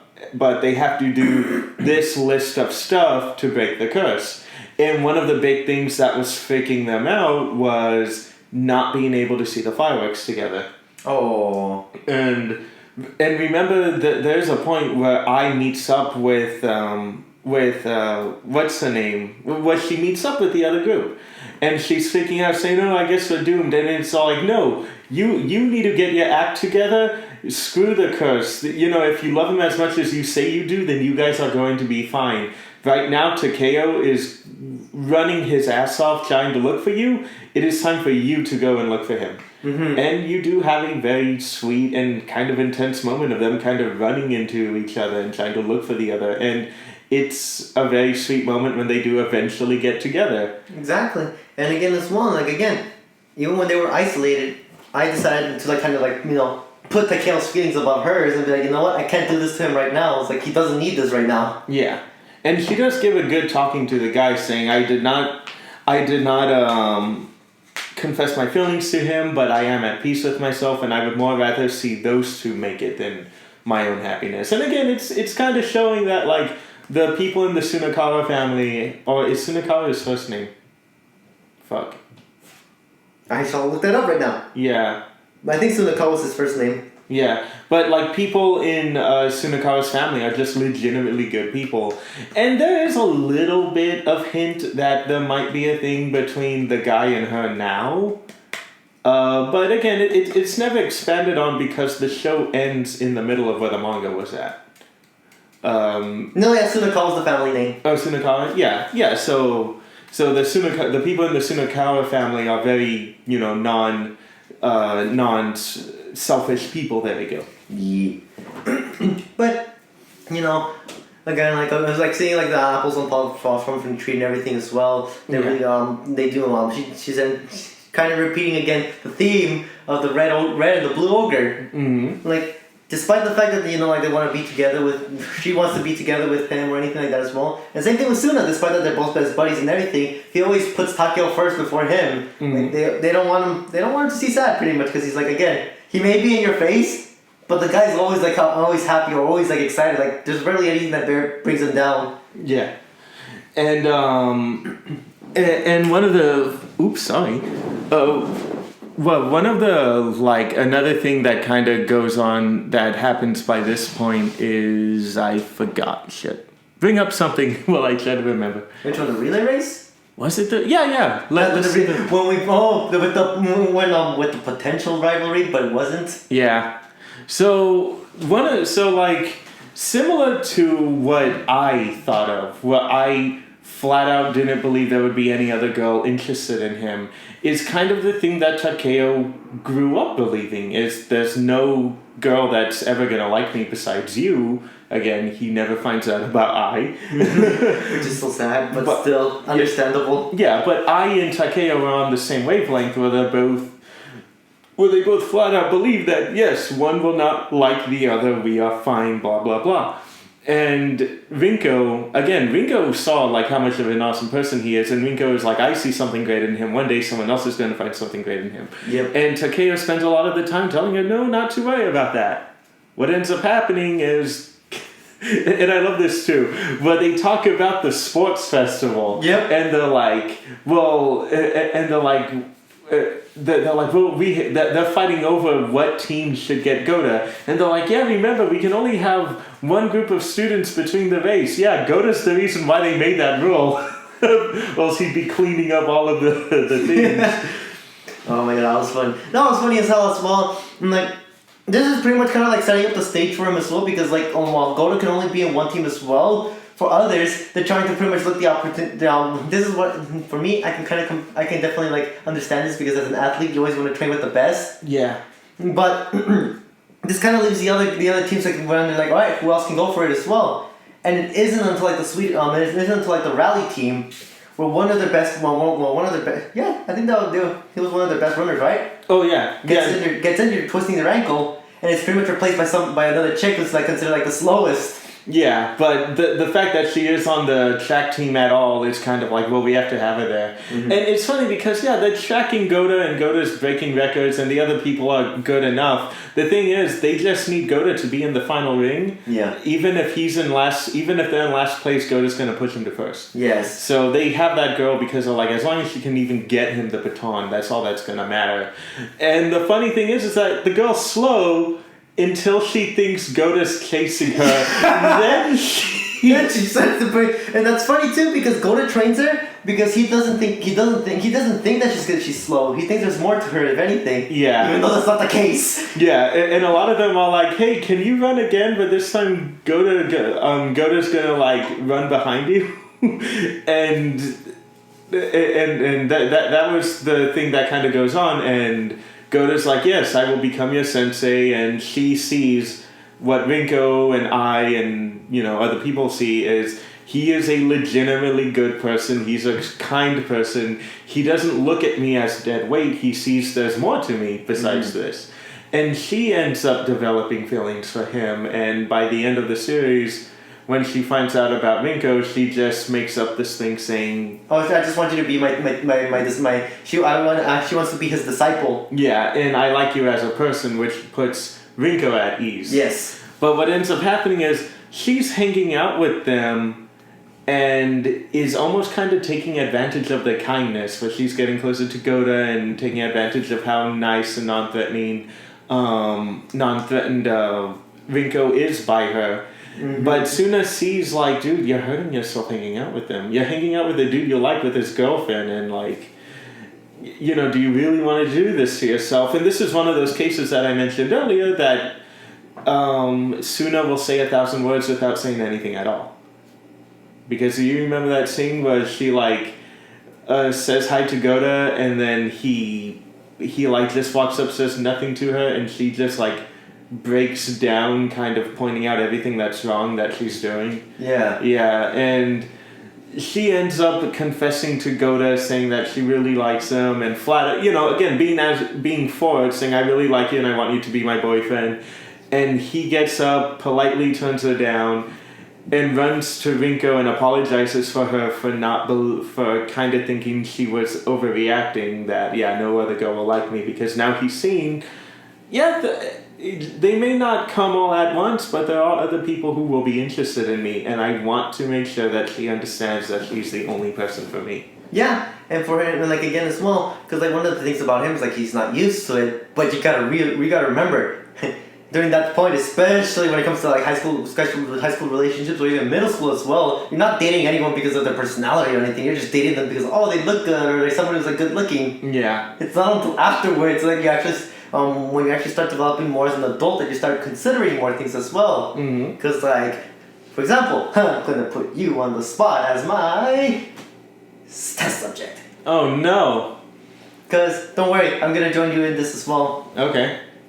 Cause kind of for me like now, like I mentioned with you, like for me right now, I'm kind of just enjoying my bachelor years. If anything, I'm not looking into There we go. commitment yet. Mm-hmm. Just cause for me, don't have the time for it.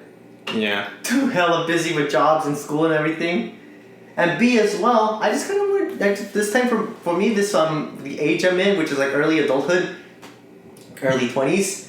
I feel like for me like this is kind of like a time where I could get in a relationship and everything as well, but I just don't feel like I'll be like 100% in there yet or 100% ready for that. Yeah. Just because again, I'm not fully developed.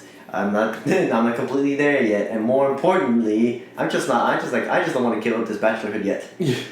Yeah, you're like Chowder. I want to at least play the field until I'm 30 and then maybe have one kid. Yeah. I miss that fucking show so much. Exactly. I miss that show. I know that show had at least like a good 4 years under its belt, but it was so fucking good. Mm-hmm.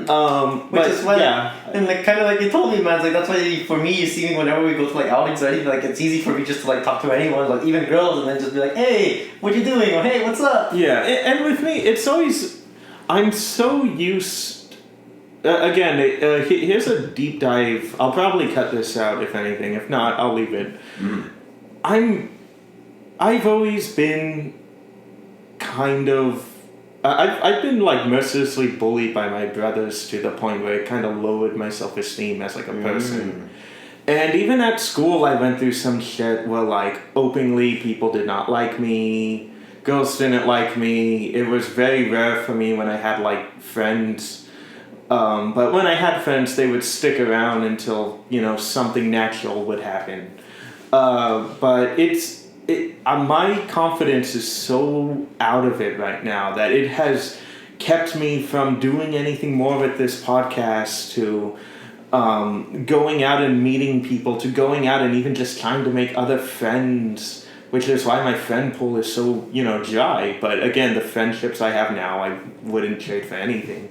It's so you have moments where I will be talking to people and you'd normally expect the person to maybe try to move the situation along, but me, I pick up mental cues so horribly that I just kind of leave it like that. Like for example, my birthday, I think I was getting really chatty with like a girl working at Hot Topic, and normally other people would try to take advantage of that situation, like asking for contact info, but for me, I'm just like, I don't think this is going to go anywhere, and I don't want to misread just friendly customer service as anything, so I'm not even going to take a chance, and I leave.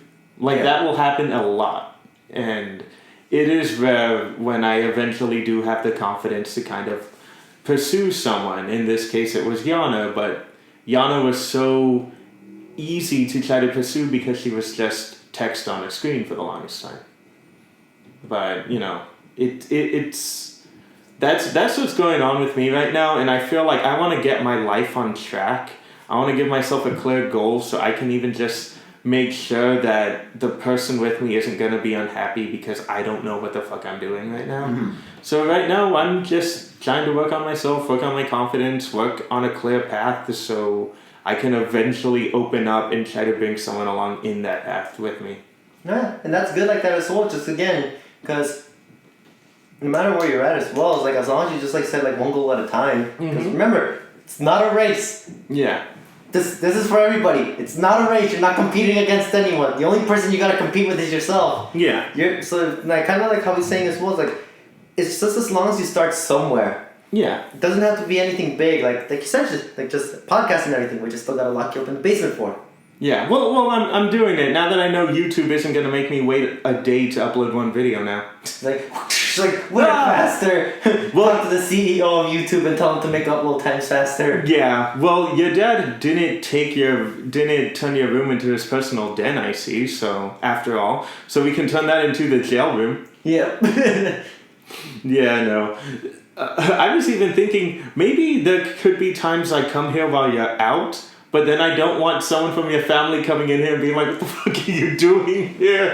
I'm like, no, that would be a bad idea. Because we do mention this as a studio, so it would only be fair that I have access to the studio, but this is also your house with another family living above you. So no. Another family, and then yeah, I think that's pretty much it. And then dogs as well, so you'll always hear like noises in the night. Yeah, no, but I just need editing. I'm not going to try to record things here without you. I am currently even thinking about doing a solo podcast on my own where I just talk about audio genres I really like, since I've been really submerging myself in that world. I don't listen to music anymore. But yeah, so back to the show, and I will be keeping this in here. I just might be separating the audio. Ah, okay. Yeah. If not, then I'll just put a timestamp. But yeah, it is something, because another thing I want to say, people, is like you said, it's not a race. So take it from a 26-year-old virgin. If you're older and you haven't had a girlfriend yet, there's no problem. There's something that will come. There's a reason why this hasn't happened yet. But there's still an initiative you need to take. You just need to figure out why nothing has happened yet. By the way, I'm a virgin too, so don't think that just because I said I'm enjoying my bachelor's years means that I'm really enjoying my bachelor year. Yeah. I'm just saying that. Oh, I didn't know that, actually. Yeah, I'm still virgin. Oh, okay. I'm not out there like a rabbit, man. You're in your early 20s though, so that's okay. I'm 26. Don't But worry. I don't care. I make jokes about it, like with my friend Yana, who is no longer a virgin. I make jokes saying, I'm more pure than you. And she's like, oh yeah, why? Because I'm a virgin. I'm unflowered, baby. Dude, you should just take this opportunity to flex on her. Be like, because think about it. When I'm 30, I get to be a wizard. What? Remember? Is that what they call them? Yes, that's actually a thing that got put in the show. I forgot when, but it's actually a popular thing. It's actually a popular like rumor Yeah. slash kind of like what do you call something? What's this? Folklore? Maybe folklore. I forgot how I forgot the term right now. My brain's not completely in term. But they say like if you grow up to be 30, if you keep your virginity until you're 30, you become a wizard. Oh, then fuck it. I'll wait 4 years and it's- become the most powerful wizard in the world. And it's funny because in this one show, I forgot what it was called right now. But they play a joke on that where it's like, when one of the chicks is like, yeah, it's like I heard on the internet if you become 30 years old, if you're a virgin until you're 30, you become a wizard. It's like, yeah, but it wasn't expecting a tech wizard. Could just see the guy show up in the video game, was like, I don't know, talking with a bunch of posters and everything as his equipment. Oh god. So, moving back, even though again that was a good talk. This is kind of what you guys might expect a little bit more. We might again, we'll still review the shows. That will not change, but there might be a little bit more in there. More side tangents as well. Well, I mean that happens enough. We're just gonna make sure it's still on topic. Exactly. Hopefully all on topic as well. Yeah. But yeah, and like you were mentioning again with Goda as well, it's like again, this is kind of like, he's despite his size, he is a high schooler right now, and this is kind of like pretty much like the time in your life you experience the most drama with people. Yeah. Luckily I avoided that because I did sports. No, it's true. But so did Goda. No, Goda just works out in general, but at least Goda just works out in general, but at least he's like always like he's always like pursuing like a love life. Yeah, no. Every girl he had a crush on, he had a crush on almost every girl at school that was nice to him, but not behind him. I know. But yeah, you do experience that, and I really do feel like this is coming from a personal place from the writer themselves. Again, I can't tell whether it's a male or a female, but the name is like Kazuna. I think the first name is like Kazuna or Kazune. Kazune.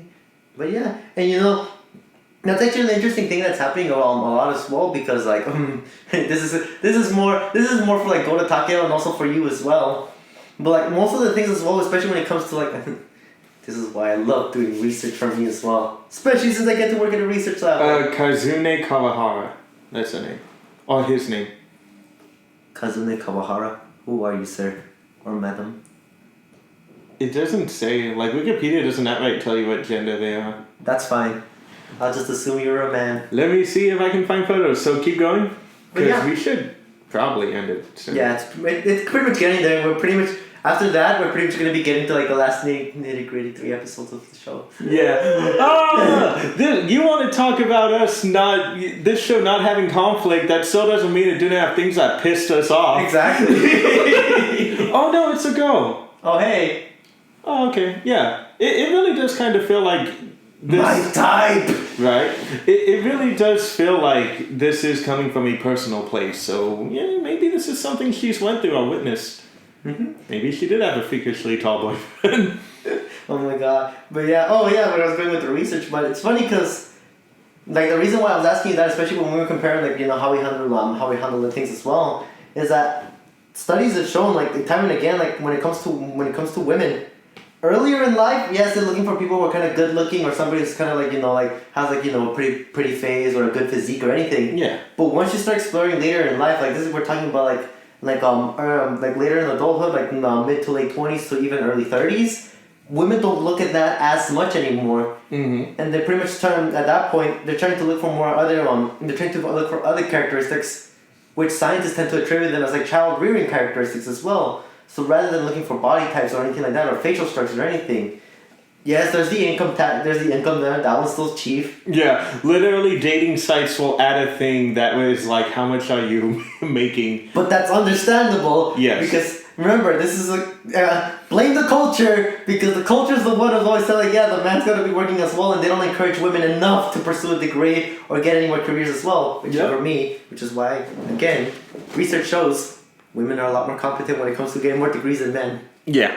No, it is very much shown, which is why the working world, being a working woman is very unfair in this world. Because it's just like, it's just that the gender disparity. Yeah. Not same working wages or anything.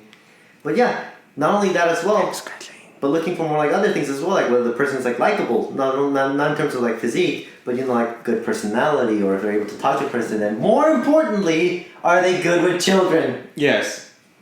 Because you don't want somebody who's not good with children to raise a child. Yep. Because that's when you get the anime trope where I had a dad who would beat the hell out of me and install fear in me. Mm-hmm. Man, I heard a story. Again, a good portion of these storytime animating stories, I don't always believe them, but there was one that just seemed, I kind of think it is bullshit, but there was one story where a girl was saying how she was locked in a room for 3 months, like by her dad, just because she spilled juice on his couch, and she didn't go anywhere. Like she was locked in there. She had to get food snuck to her, and even though I do kind of think that's, you know, Plausible. I was gonna say bullshit. No, I find it completely plausible, especially if you have really traditional parents. Maybe then, because they do believe the reason she was really locked in there is because she had a girlfriend. Mm-hmm. Yeah, so it's one of those cases where it's like you do get very, very dark things happening, and you do get, you know, very dark stories that do happen in the world, like child abuse and other very disturbing stuff that I'd rather not touch on. Yes. Maybe one day when we talk about Happy Sugar Life. Oh no. We were gonna do that in October. We're doing it. We're doing it one day. But yeah, so again, Animazing will go through some changes, but still expect some good times.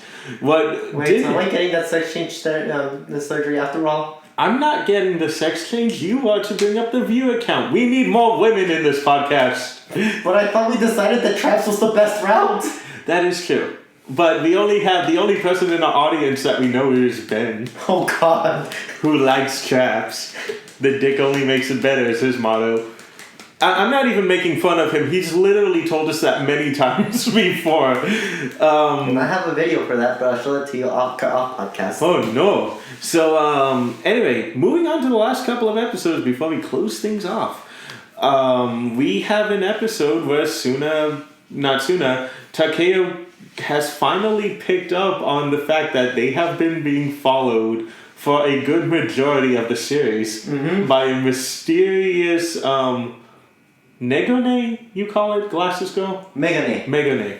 Being followed by a mysterious Megane beauty. The spectacled bitch Jojo. Yes, she is a beautiful, beautiful young girl. With gray hair too, which just made her even more. I mean, just like every girl in the series except for Ai, she's very moe and like huggable. But that gray hair and glasses just made me want to go. Anyway. God, yeah. I keep thinking Also, of the Virgin's chick. Oh no. Also, we forgot to mention that the girl from the track team that liked Gota was also one of the few girls on the show who actually have boobs. Oh yeah, Maria. Yeah.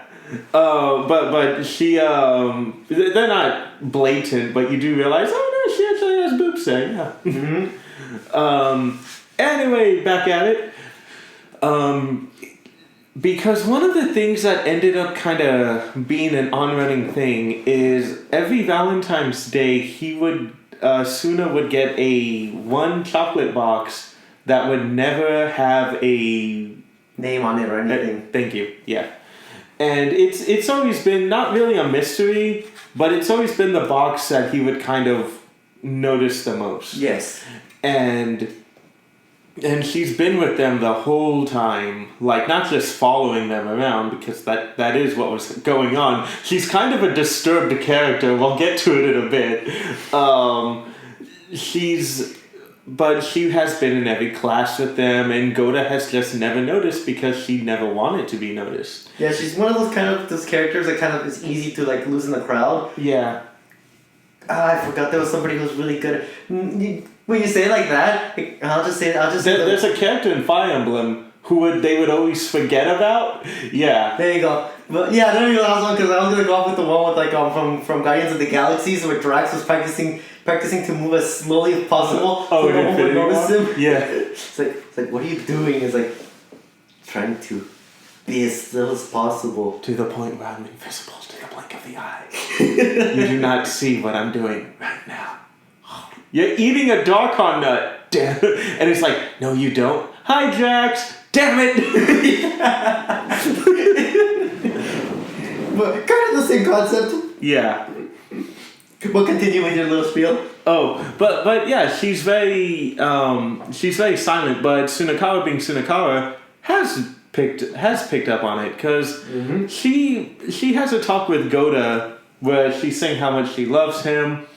But like I said, she's kind of disturbed about it because she has flat out openly admitted to like, I am stalking him. I know exactly what's happening. I know about your girlfriend. And I even get kind of happy when he turns away all those girls who confess their love to him because if I can't be happy with him, then no one will. That is literally a scene where they play it off as like her in the shadows and they even darken the music a bit. But to kind of lighten up the mood, Gota is just like, well, how about I give you an opportunity to talk to him? And when he does, she flakes out. Yep. And she flat out is like, no, look, I can. It's even hard talking to you. And I mean, I'm not a good person. I mean, I spent my whole time stalking the guy. Like, they are flat out aware that what she's doing is not good, but it's very redeeming that she is at least aware of it. Yep. That's her, guys. Oh wait, can't see it, but yeah. I'll put photos up. 34. Okay, so 3450. A photo of her should be popping up on screen. So I remember the memes when this came out as well. really, what were the memes? What were the memes for? No, I remember all the stalker memes that people used to use for when Monogatari came out. Oh, okay. When they'd be like, it's like, this is the face of the stalker, guys. Like, you may not like this, but this is what a true stalker looks like. Yeah, she was so fucking cute. I love her. But so when the opportunity finally does come where Suna just kind of walked into the both of them talking, he's like, Gota, I know exactly who she is. And he says her full name, which just kind of makes her freak out because she's always believed that he never noticed her. Yep.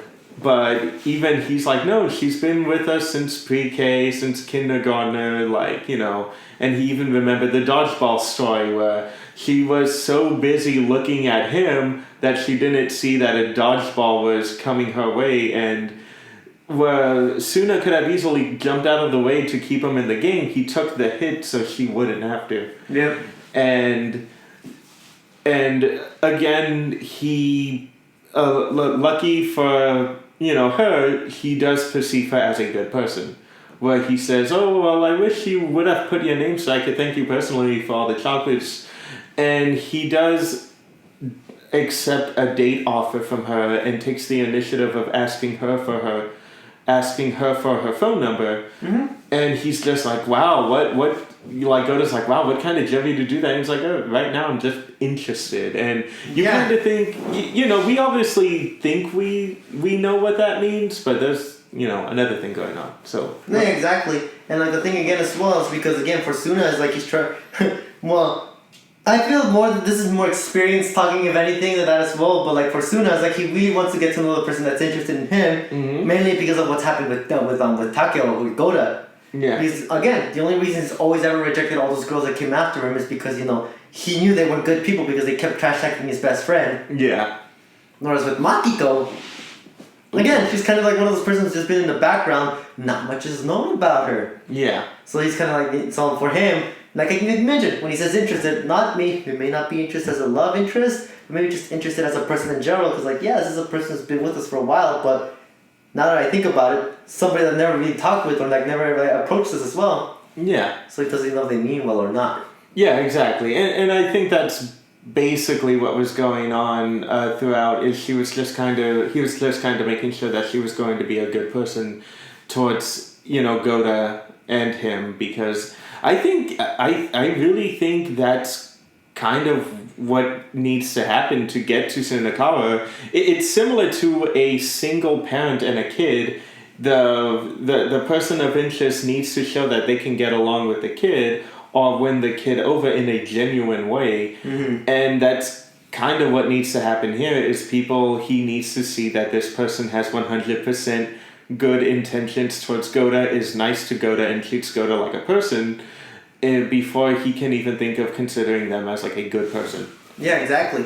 Yeah. So like again, like, yeah, pretty much like again, trying to see like again, feel it out and everything, trying to see if they're trying to hide or anything, cause, pretty much no matter the fact, like, everybody's always got something to hide. Mm-hmm. It's just a matter where determines like is that something that's gonna be hidden? It's gonna like interfere with anybody else in your life, or if it's just something like kind of like a guilty pleasure. Yeah.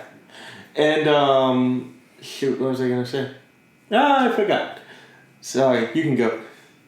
Your next line is like, well, I hope I hope something more came out of them, but sadly that's not how the story went.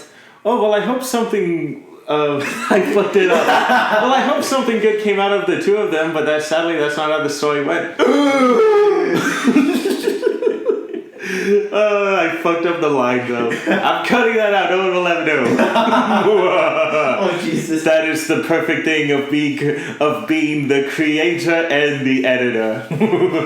Just wait until we start doing things live. Oh no! You won't be able to fix your mistakes. No! I just don't like memory gas. Oh shit! Welcome guys to Cinephiles. Oh fuck, wrong show. Go to sleep, everyone. Go to sleep. Oh my god, man. But yeah, kind of like we were foreboding. Sadly, that's not how things go. Cause even though the interest is there and everything. One of the ways they try to help each other out is by for all of them to pretty much go to the zoo together. Yeah. And even then, that's still kind of disastrous because although they were together, Yukika just can't hold a conversation with Suna. Yeah. And then also before that, there was when he forced the two of them to walk home together, which Suna happily agreed to, but she was so far away that she couldn't barely say anything to him. Mm-hmm. Oh, that's true. Yeah. Oh my god. And yeah, it's like they do eventually work up to casual conversation level, but nothing comes out of it when it came to like the little excursion as well. And one of the main things about it is that even though Suna said he was interested at first, like you mentioned, doesn't have to mean that he was romantically interested. He's just probably just interested as a friend with them. Because even though he answers her confession by rejecting her, he was still kind of grateful to her for like everything she did. And you know, for me,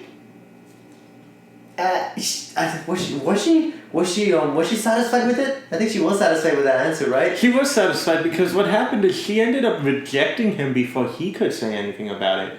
Because even she picked up as they were hanging out that Suna's not doing this because he likes me, he's doing this because he's a good person. And she ends up kind of just being happy with where they're at, with, of course, the little visual joke in the end that she's still watching him from a distance.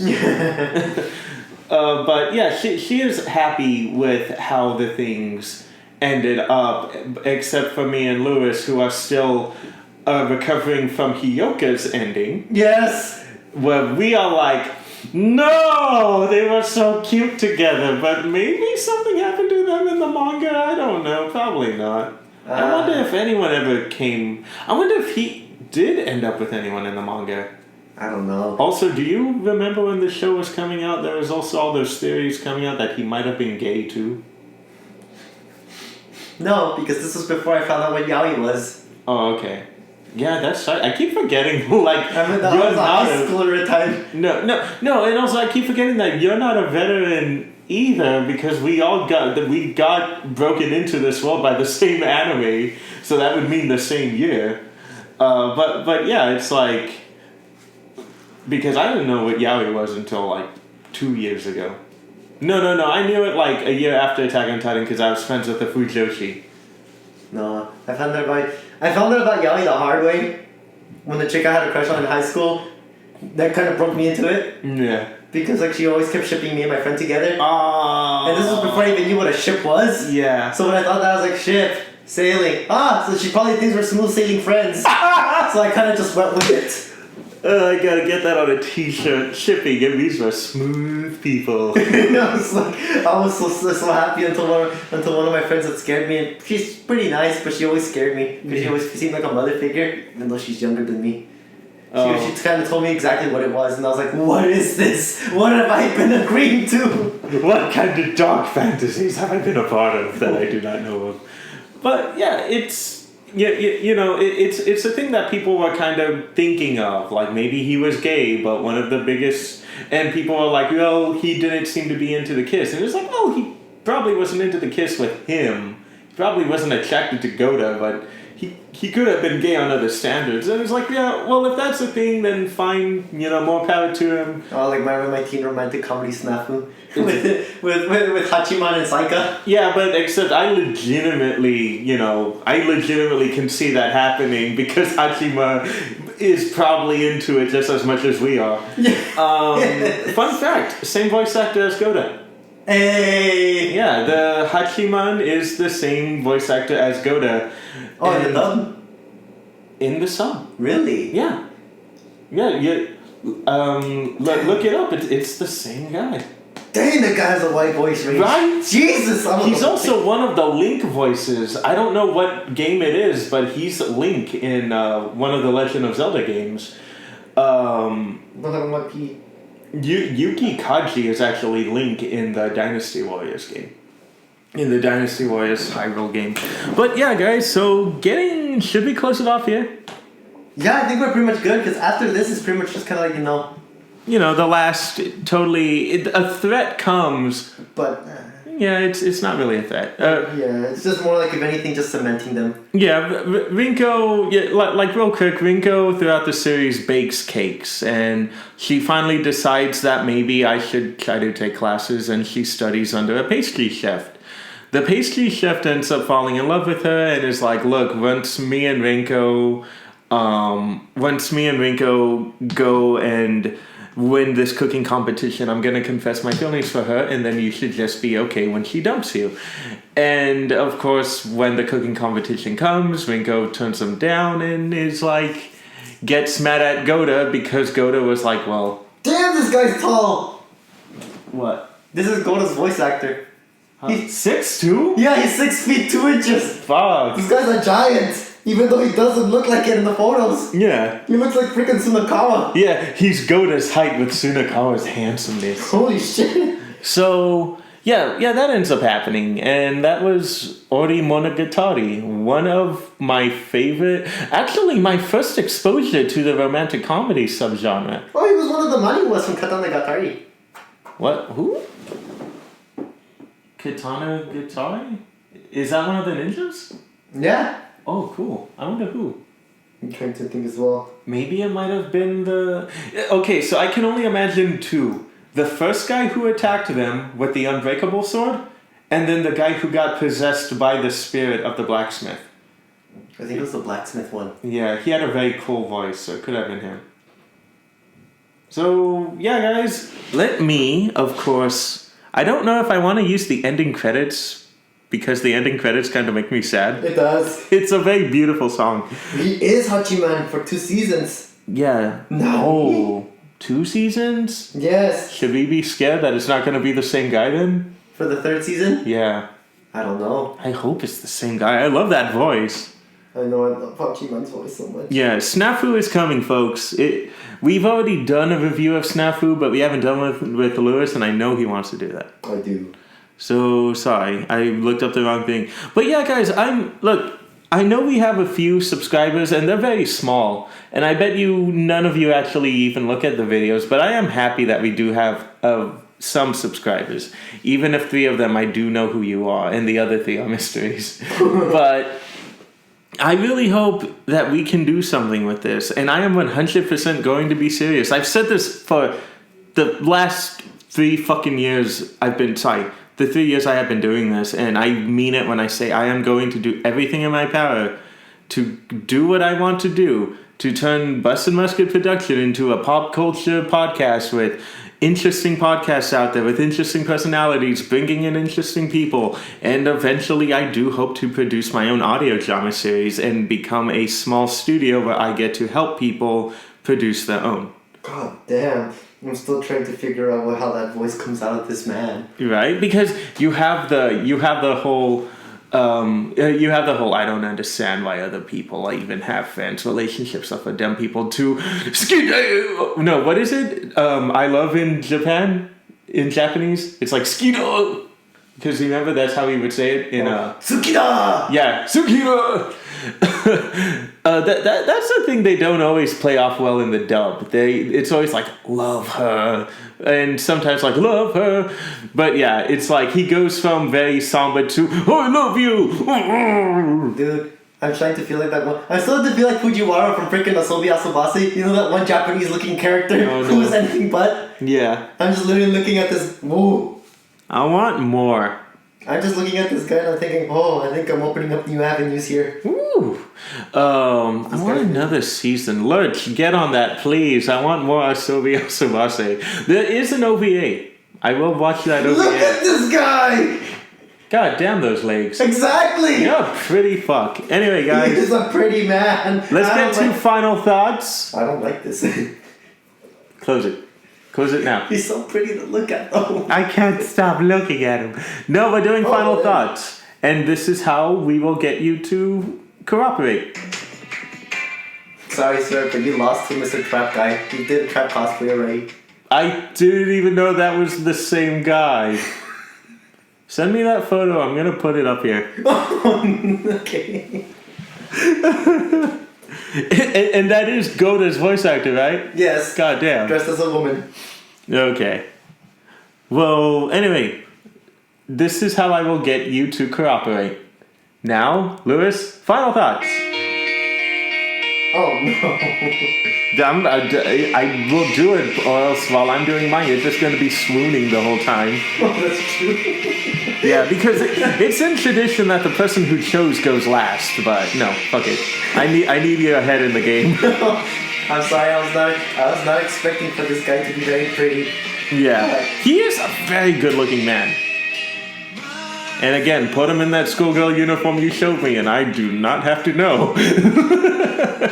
Anyway. No, that's the sad part with me. I have to know. So that's what Ben meant by the dick makes better. The dick makes it better. Oh, God. If only it would be so appropriate if Ben was here. Note, people, Ben was supposed to be here, but the poor dude injured his back, so he's MIA until next week. And that is why I purposely chose what we're gonna do next week to kind of make sure he comes here, because I know he loves the anime.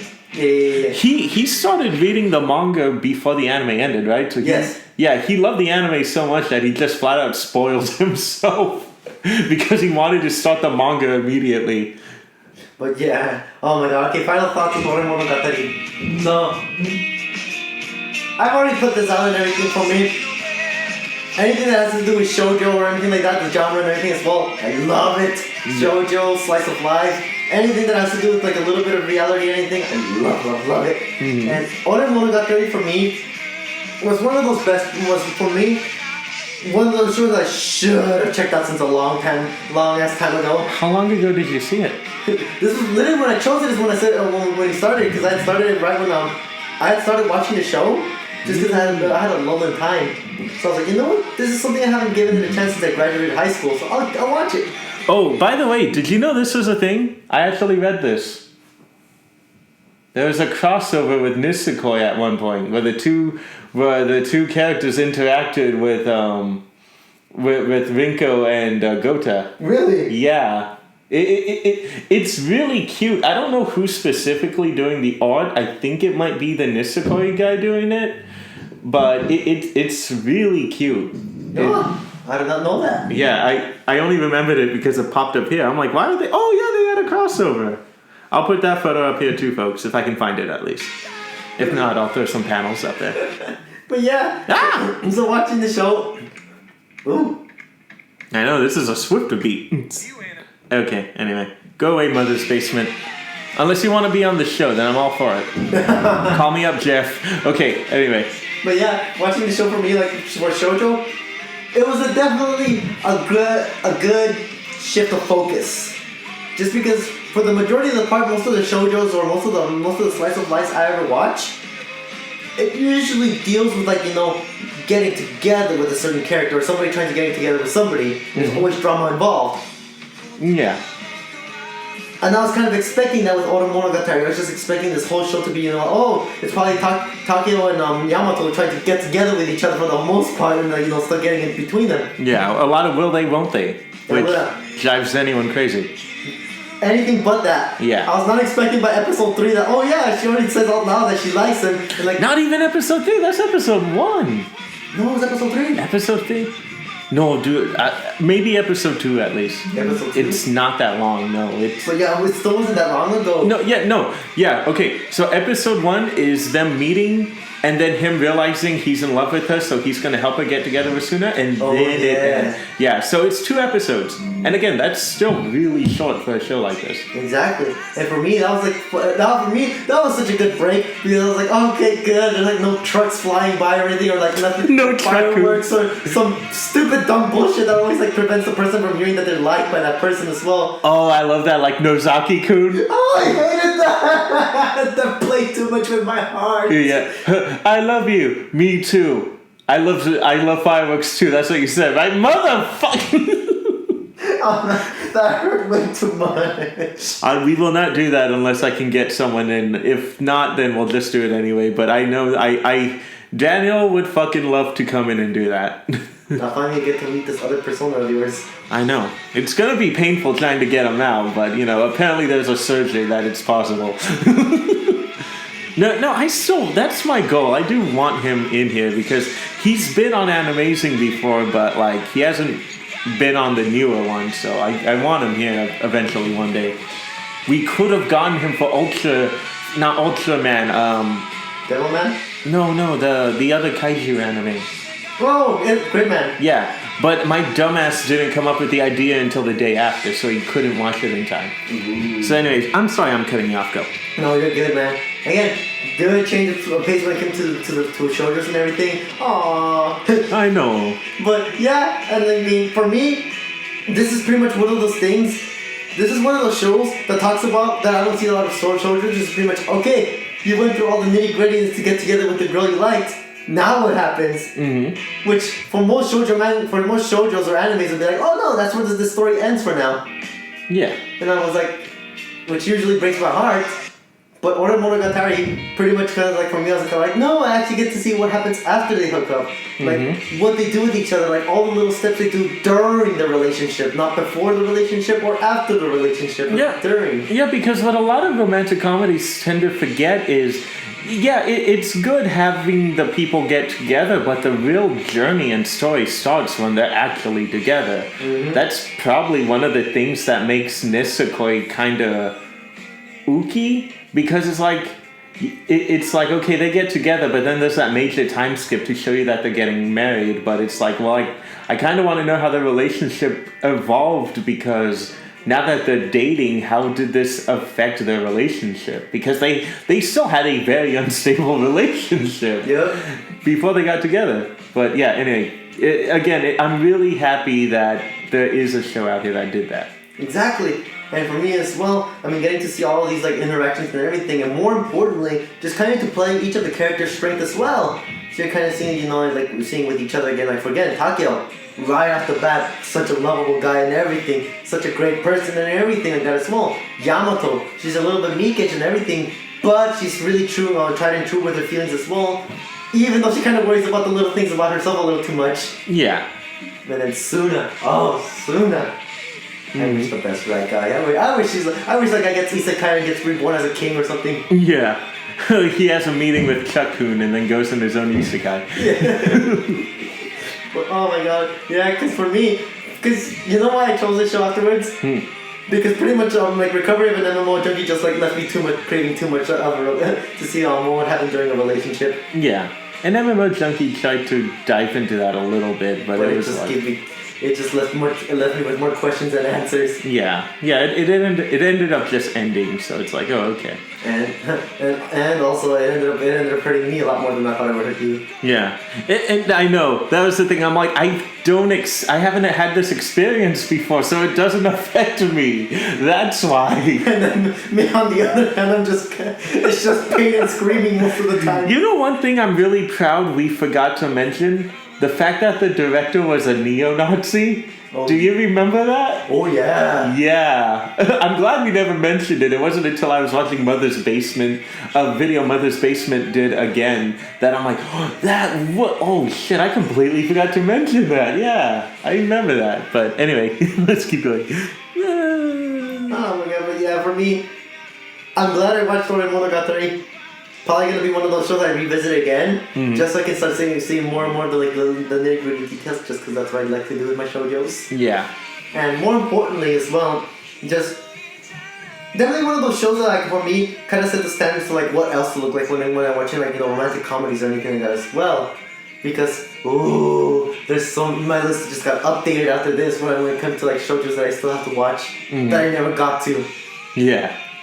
But yeah. 10 out of 10 would say I like this, and that 10 would be me. And I would definitely continue watching that as well. And man, one of these days, I'm gonna get jacked up as hell and I'm gonna cosplay as Goda. And I'm just gonna see how many people are gonna watch it and recognize me just because I already have the puffy lips. I've seen a Goda before. Yeah, we should totally do that. There needs to be more cosplay here. But I'm taller than you, so it kind of kills it. You can do it. I'll be Yamato. Yeah. No, that's what I mean. It's like I'll be Yamato and then you be Goda, but I'm taller than you, so I'm gonna have to do some leprechaun magic. Leprechaun magic. Oh, that's why you put your shoes on your knees. Oh shit. Yeah, that's how we're gonna have to play it. Jesus. Yeah, no, you never knew about that? I never knew it was called that. Oh, yeah, no, well, I that's just meant like leprechaun magic, like, oh, you're gonna pull out a pot of gold or something? Yeah, then when I dip in, I'll be like 2 feet shorter. No, that's what someone told me. It's like leprechaun magic, where you put your shoes on your knees. I did not know what it's called. Alright, is that it? Yep, that is it for me, sir. Ooh, perfect. If I didn't cut you off those times, you would have actually made the first round. No, I want to play the song.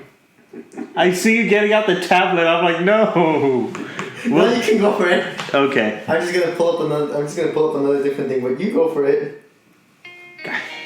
No, I'm joking. So, another thing we actually didn't mention, mainly because we do like to leave some things to you guys, is the other subjects this show focuses on besides the relationship. How they talk about birth, Like at one point, Gota has a little sister that's coming, and they even mention they even touch on this subject of birth complications happening while the baby's being born, and how Yamato is a premature, which is probably one of the reasons why she's so short. Well, and then Gota was pretty. Gota was a big baby too. Yeah, Gota was a big, healthy baby. He was 9 pounds, and I forget what it was in the dub, but they even called him something relating to Japanese lore, due to how healthy he was. But yeah, Yamato was a premature baby, and they even say you need to understand that when some babies are not all born as healthy as you are. Some are going to be born with birth defects, some will be born differently, and others may not even be able to experience life at all. How they even talk about the idea that Tsunakawa was going through his dad having heart surgery alone, and how it's always good to have people there who will look out for you. Exactly. Yeah, they were really diving into things on a very personal level that I did not think the show would dive into. And I think besides the amazing characters, the legitimately cute love story, that's also what kind of elevates this above the other shoujos that I've seen, above the other ones. And I'm really, really surprised that I actually saw this before you, because I saw this while it was coming out. I think I've heard about so many good things as well about it. Yeah. But now I remember why I wasn't watching it as much. Because this was like senior year for me graduating. Yeah. So I had to do a lot of now the nightmares are starting to come back. Yeah. I was unemployed. That 2015 was my last year of unemployment, so I was bum rushing through all the anime right now. And it was just one of those ones where Daniel actually saw the first episode. He's like, "Oh, this one looks funny," and I'm like, "Okay, I'll watch it." And then I'm like, next thing I know, I'm going through the entire series week by week, having discussions with the previous Animazing host, and eventually this was the second or third anime we ever covered on Animazing, back when it was starting up. One day, guys, I might open up the SoundCloud so you can listen to the archive stuff, but right now I just don't have the money to keep that thing up right now. I will one day. But yeah, another thing that I really love about this show is what you said, is it focuses on the main meat and potatoes of life and what happens after the characters say yes. And again, we watch a lot of animes where it ends with the characters getting together, and for a lot of people that, we should be happy about that, but in all honesty, it really is like, I kind of want to know what happens after this. What happens after the I do? What happens after the yes, or the we will go on a date? And the fact that not only did the anime didn't make up its own ending, the anime stopped for the possibility of maybe another studio finishing the show. Yes. Because the anime came out a year before the manga ended. And another thing I did want to say while we were going through the series is I will definitely be picking this up. Now that I remembered how much I love the series, I will be picking up where the anime ended and just seeing how this ended. But yeah, again, side characters are great. The show's legitimately funny. And look at the little Poonam right here. You just want to pinch those cheeks. Did they make any figurines of them? This is before I started collecting anything, so I wouldn't know. Look it up. See if anything is released of them, because I don't think I've seen a single thing, and it's kind of a damn shame too. Oh God, they have a Go to Takeo one. I mean, why not? Oh, I love how one says call me. Oh, and a lot of Rinko keychains. I like how there's just a random photo of her friend. That's more. Oh my God, I love that. That's Monogatari. Actually, I think I've seen those buttons at Little Tokyo one time. Yeah, buttons. Let me see if I can find them. So no figurine on Nindroid of Rinko? What the hell's wrong with you, Japan? You made a freaking Nindroid of that box thing. I forget what it's called. I'll ask Daniel and then I'll come back next. Ooh! Is that Senju? Wait. Kanbaru. Let's go. But yeah, anyway. Last little bit of stuff. Definitely check this out. I legitimately love this show. I'm really glad you actually brought this up so we can talk about it again. because I was having a blast listening to this, and even though I wasn't able to finish the last 3 episodes, I'm gonna finish them when I get home tonight because I legitimately do love the show that much, and I do want to check out the movie because I mean, why not? That looked legitimately cute.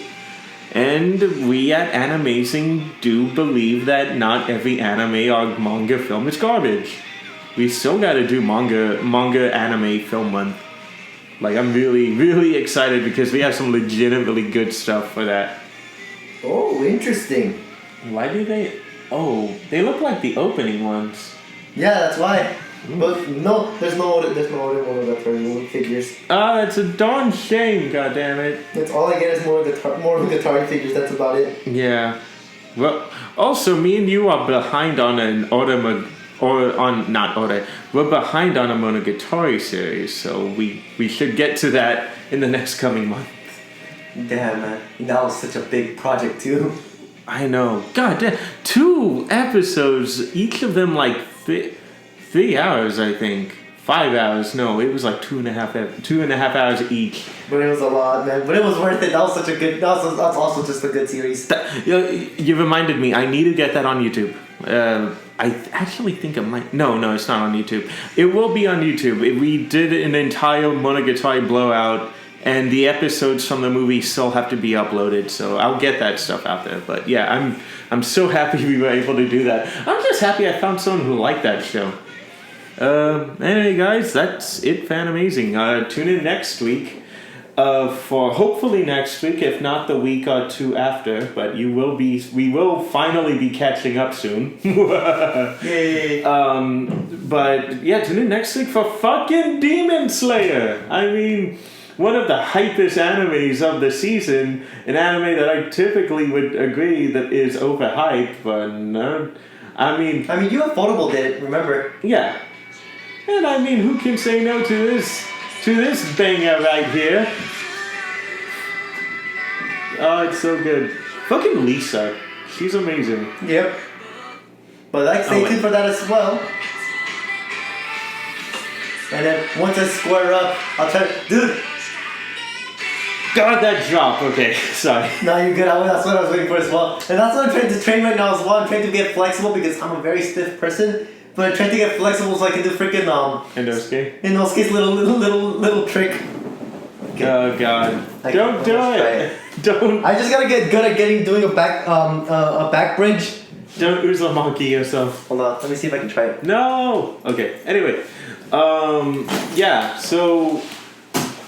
Don't do it. Anyway, don't. I'm gonna throw this at you. No, I'm just recovering. Anyway, yeah, tune in next week for Demon Slayer. We will hopefully have Ben. I might actually try to talk to the people at my work about maybe possibly giving me Fridays off so we can get Ben back. Because as much as I love doing this show at all and with you, it's get complete without him. Yeah, and it's funny too because it was never intended to have Ben in here, but Ben's like, you guys do the show without me. And I'm like, I didn't think you wanted to be on it. And it's like... Oh, which one was... He still hasn't forgiven us for it. It was Magical Girl Racing Project. And I'm like, we did the show like at 9 o'clock in the morning. I didn't...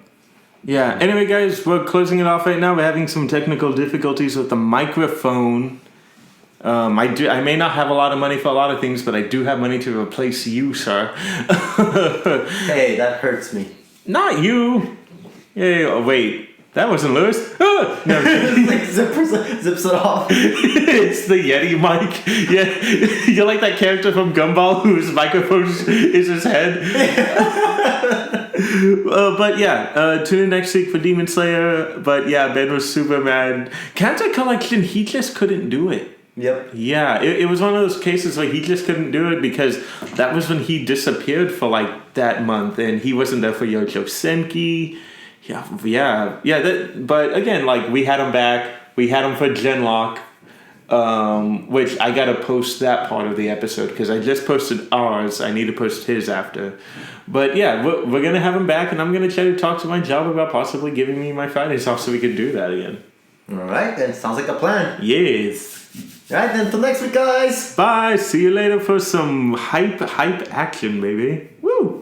some hype memes.